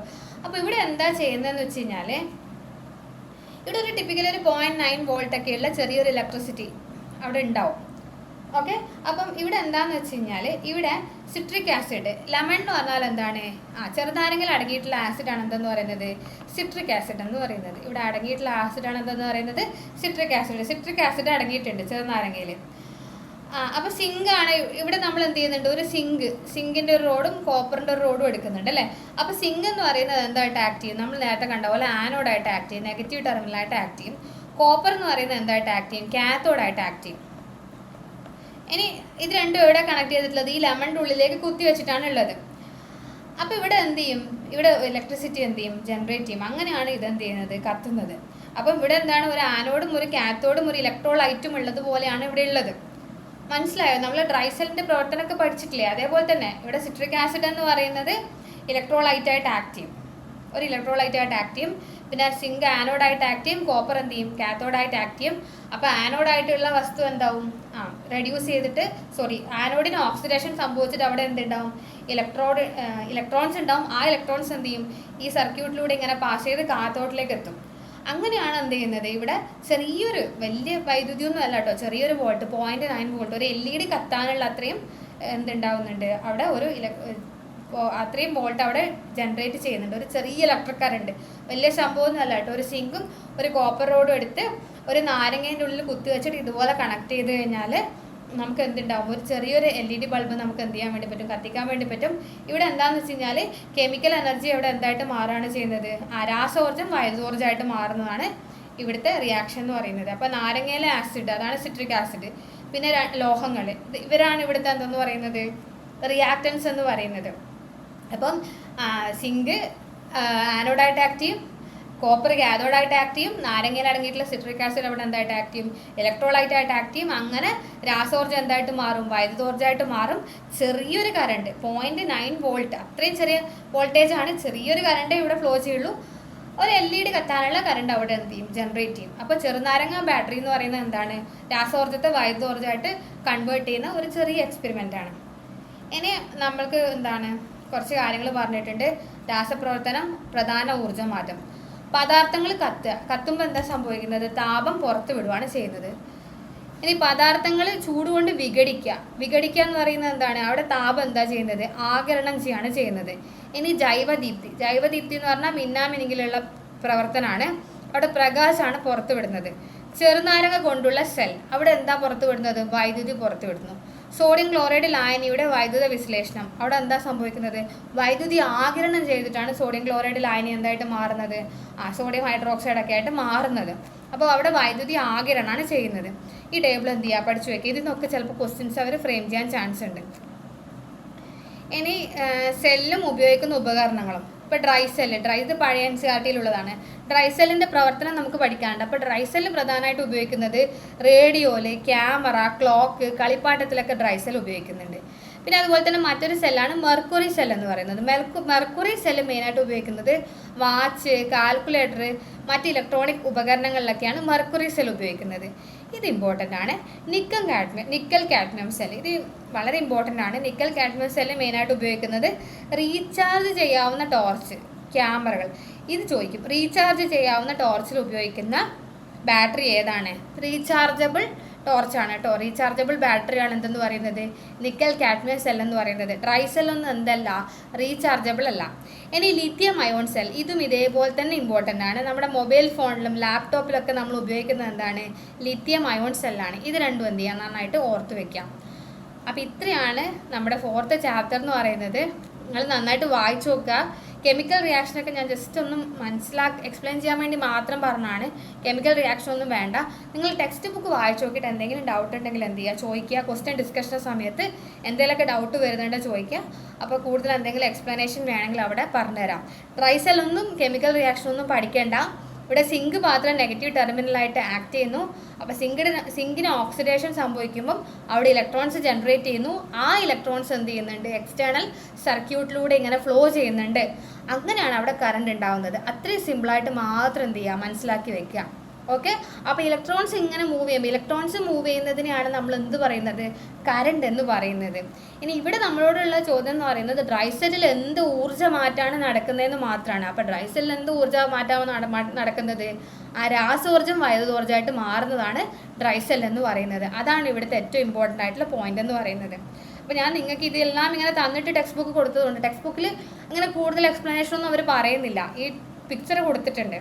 അപ്പോൾ ഇവിടെ വേണമെങ്കിൽ ഇവിടുത്തെ നെഗറ്റീവ് ടെർമിനൽ ഏതാണെന്ന് ചോദിക്കാം, അത് ചോദിക്കാം. സിങ്ക് മാത്രമാണ്, അതിവിടെ കൊടുത്തിട്ടുണ്ട്.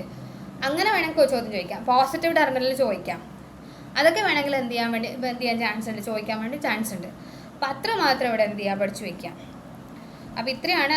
ഇതൊക്കെ മനസ്സിലായിട്ടുണ്ടാകുന്ന വിചാരിക്കുന്നു. ബയോലൂമിനസെൻസ്, മിന്നാമിനിങ്ങിലെ പ്രകാശ സംശ്ലേഷണം, ആ കാര്യങ്ങളൊക്കെ എന്ത് ചെയ്യുക, നന്നായിട്ട് നോക്കുക. എന്തെങ്കിലും ഡൗട്ട് ഉണ്ടെങ്കിൽ ക്വസ്റ്റ്യൻ ആൻസർ സെഷൻ്റെ സമയത്ത് എന്ത് ചെയ്യുക, നിങ്ങൾ ചോദിക്കുക. ടെക്സ്റ്റ് ബുക്ക് നന്നായിട്ട് 1-2 ആവർത്തി എന്ത് ചെയ്യുക, നല്ലപോലെ വായിക്കുക. അപ്പോൾ ഇത്ര മതി. ബാക്കി നമുക്ക് അടുത്ത ക്ലാസ്സിൽ നോക്കാം. അപ്പോൾ നെക്സ്റ്റ് ക്ലാസ്സിൽ ക്വസ്റ്റ്യൻ ഡിസ്കഷനാണ്. അപ്പോൾ ചാപ്റ്റർ 1, 2, 3 അത് നന്നായിട്ട് പഠിച്ചിട്ട് വേണം നിങ്ങൾ എവിടെ വരാൻ, ക്വസ്റ്റ്യൻ ഡിസ്കഷനിൽ വരാൻ.